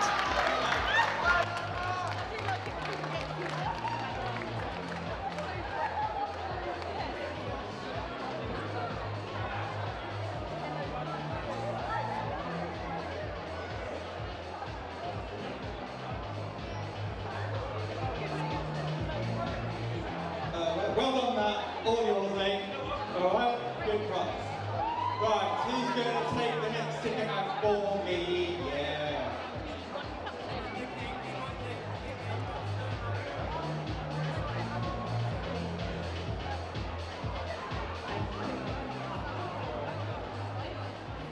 The second ticket is orange. It starts with the number 6.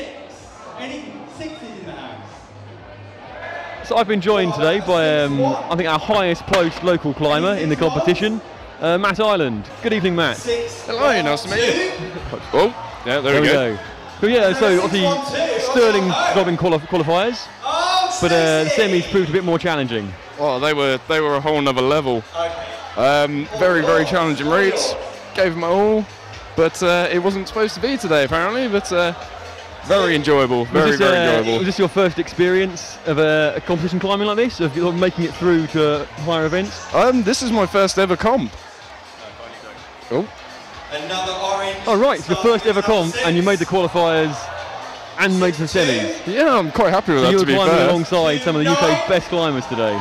Not bad. Do you feel like you have a good account of yourself? Yeah, it was. So back for next year, maybe. Oh yeah, definitely back for next year. Get the training, get back in. That's it. Got to give these pros a run for their money. Well, you say you might be a pro yourself. You never know. Oh, that'd be the dream. And have you enjoyed the weekend? Yeah, it's been fantastic. It always is. Last year was great. This year's been even better. The crowd's great. The pros are great. Everyone's been fantastic. Big shout out to Highbull for putting on such a great event. Excellent. It's been brilliant. Thank you for joining us, Matt, and congrats on your I think, very respectable position, considering some of the people you're climbing against, and indeed some of the locals you were climbing against, and you came out on top. Oh, thank you very much. You definitely got local, you can claim local pride, shall we say. I scored points in the semi-final, baby. There you go, I'll take that. Enjoy the rest of your weekend, Matt. Thanks for joining us. Cheers.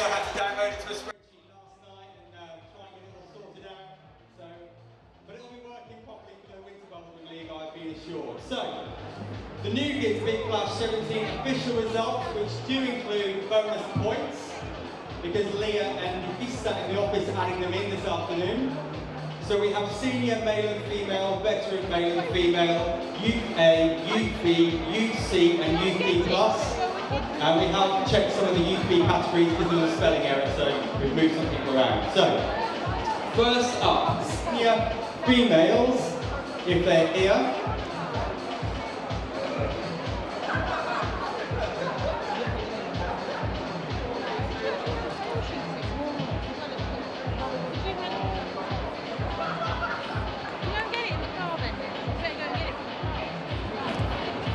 So 6th place was Tessa Clark, 5th Kate Collingridge, 4th Janina Tamborski, 3rd Emma Salisbury, 2nd Sophie Cheng, and 1st Selena Leaks. If any of those are in the building. Anybody here? Yeah? Come on down. Okay, having spoken with Matt, we were joined by another one of our local WODs who made it through qualifiers into the semi-finals. Good evening, John Beasley. Hiya, how are you doing? I'm very well, thanks. How'd you get on? How'd you feel? My tips are absolutely ruined, but it's been an amazing comp. Really, really fun. So you went to the Summer Leagues and the Winter Leagues here at Highball and make a good account of yourself. Did you feel pleased to make it into semi-finals here? I got through on a technicality, so I didn't feel that pleased this morning, but came 13th in the end, so did all right. Don't mention those technicalities. Yeah, so jumping up to 13th. It's a strong field. It was good fun. It was a really, really good set, and same with the finals this evening. Really, really crowd pleasing. So great fun for everyone. I think you'll be back next year looking to improve? Oh God, yeah, absolutely. It's a fantastic event, so I wouldn't miss it. Excellent. And your training plans, do you think, involve a steady mix of being indoors and outdoors? Oh yeah, definitely. I'm going to try and get outdoors as much as possible. Grit season is just approaching, so. Cool. Any particular targets you're lining up? Sorry? Any particular targets, projects you're lining up? I've really got none in mind at the moment. I think Raven Tour's on my tick list for the moment. I've really not climbed enough there, so. I really believe you've been getting in a bit to your trad climbing with another local WOD, James Pratt. No, not at all. No. Not trad? Not trad for me. Sorry. Lead? Yeah, lots of lead. There we go. I've been missing form. Yeah. Had a great summer in Kalymnos. It was really good fun. Brilliant. Yeah. Excellent. Well, I'm glad you enjoyed the weekend, John, and well done for a strong performance. Hope your fingers heal up, and we'll see you again next year. Cheers, Charles. Thank you. Rock and roll.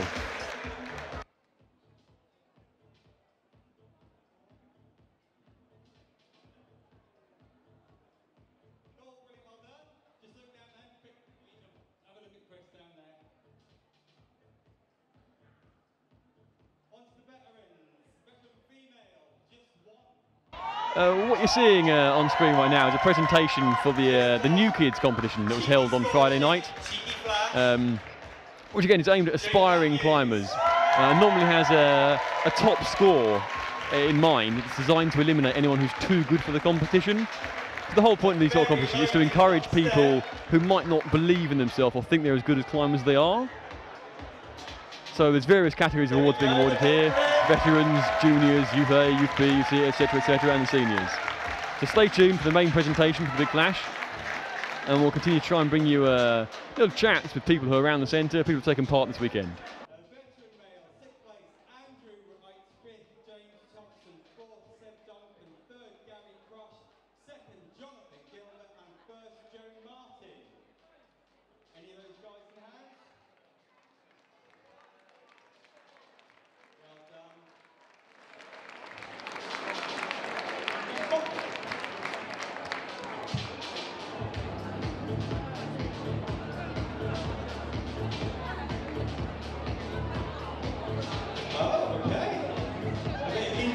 Story going on here. Apparently, this chap's Top Gun, so the winner, Jonathan Gilbert. Top tip.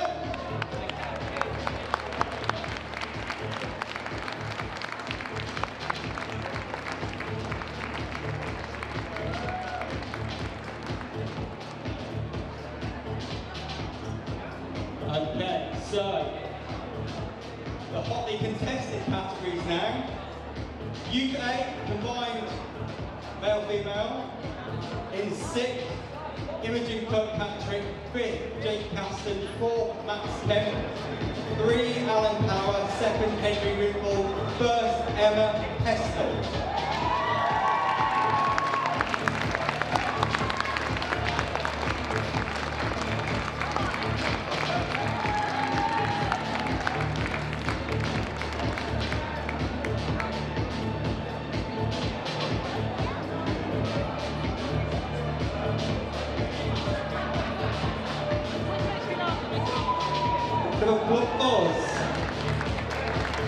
One thing I think is becoming clear as we go through these New Kids comp presentations is that perhaps the podium isn't the most steady, as it says on the mats there, which could make things a bit interesting once the heavier senior climbers get on there and possibly jump on with a bit more exuberance.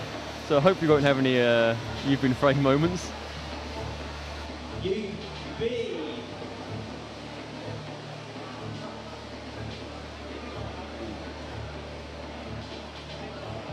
Youth B in reverse order.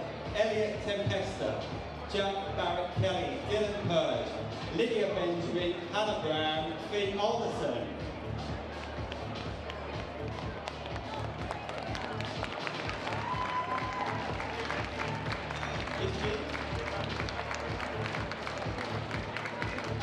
Any other youth Bs? One more? Brilliant.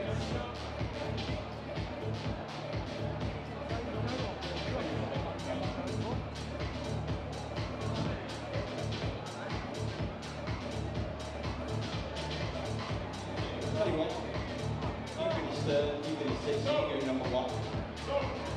Yeah.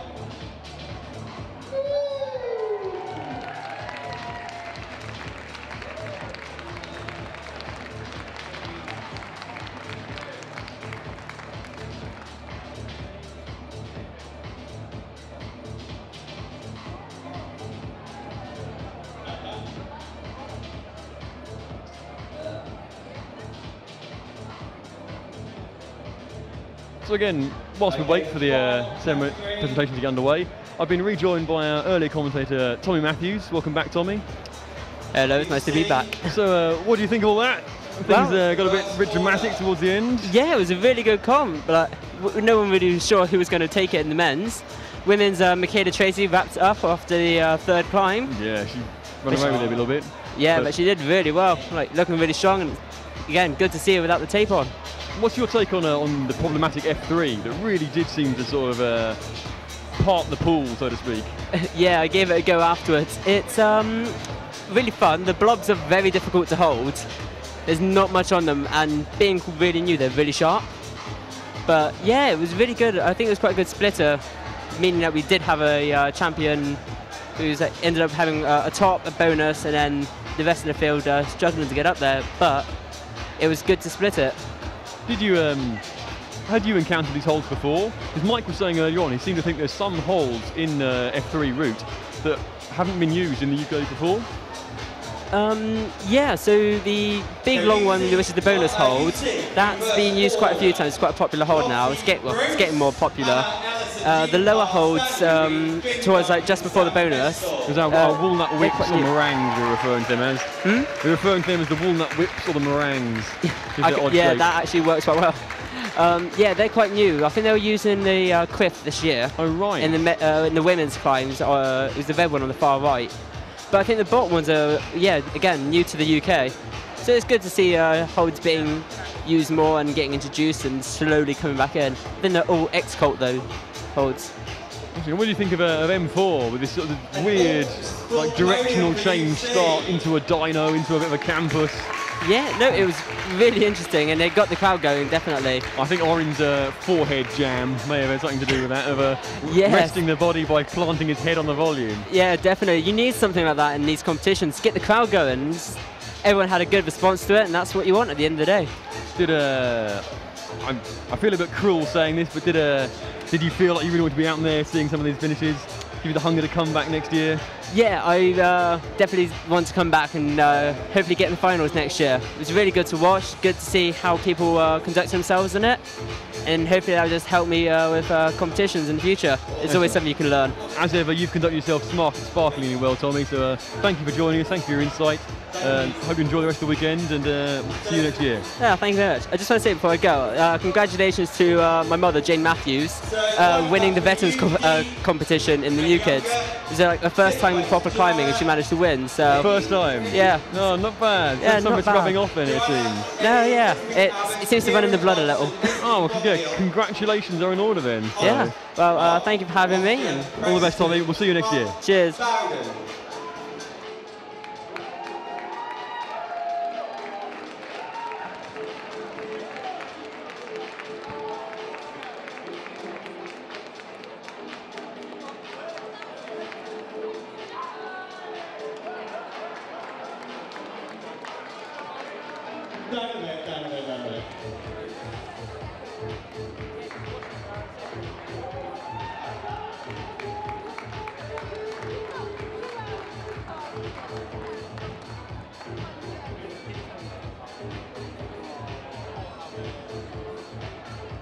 Okay, that's the New Kids over.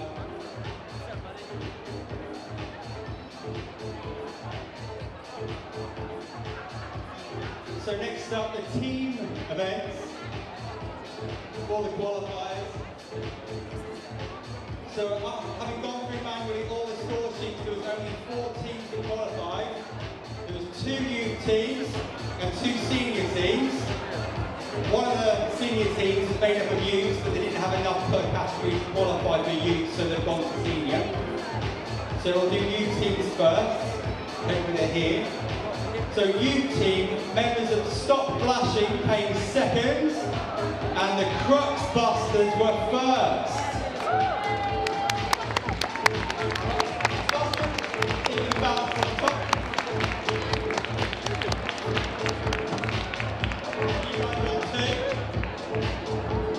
So as I'm sure you're all becoming aware, the New Kids competition had quite a generous prize pool to it, and a lot of awards are being given out. This is the team award from the qualification, and reference my earlier comments about how steady the podium is. I think this is probably the bravest thing this lot have done all weekend.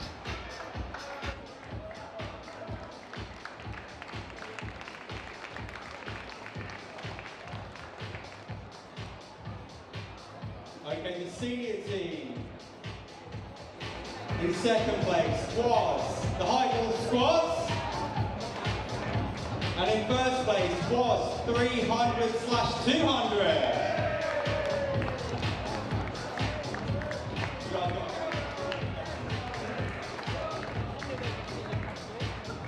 So this award here is for the senior team award from the qualifiers.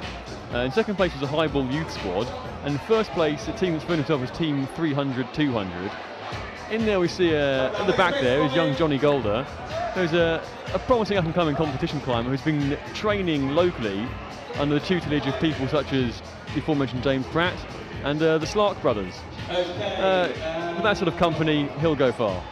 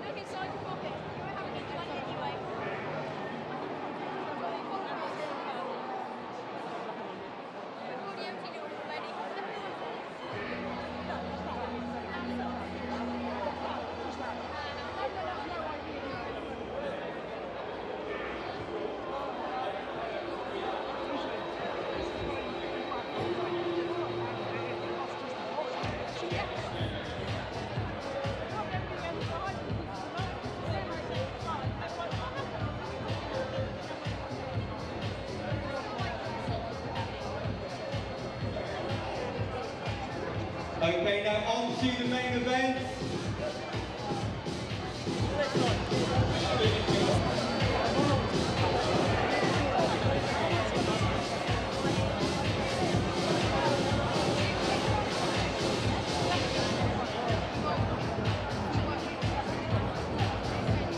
Okay, first we're going to have the female finalists. In sixth, Robin Casey. In fifth, Pippa Watkin. In fourth, Ali Banwell. In third, Francis Bensley. In second, Tara Hayes. And top step to Michaela Tracy.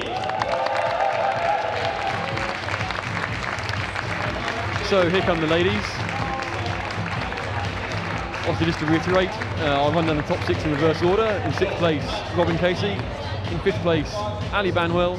3rd place, Frances Bensley. 2nd place, Tara Hayes. And in 1st place on the top step, Michaela Tracy. Having safely dominated the event. Oh, bear with me, hang on.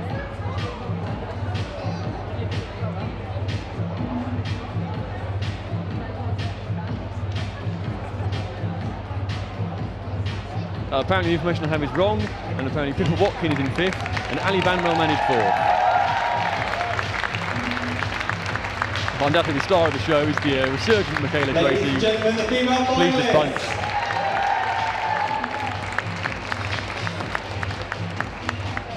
And last but not least, the male finalists. Another tight contest tonight. In 6th, Max Ayrton. In 5th, Sam Pryor. In 4th, Orin Coley. In 3rd, Dave Barons. In 2nd, Matt Cousins. And in 1st, again, the 3rd time in 40, it's Nathan Phillips.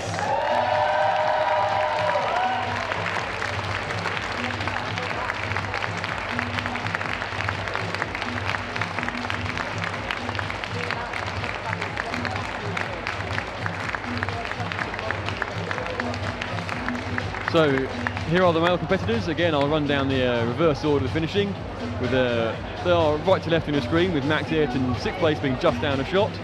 Sam Pryor in 5th, Oren Cody in 4th, Dave Barons 3rd, Matt Cousins 2nd, and Nathan Phillips reclaiming his highball championship for the 3rd time in 4 years. Right, so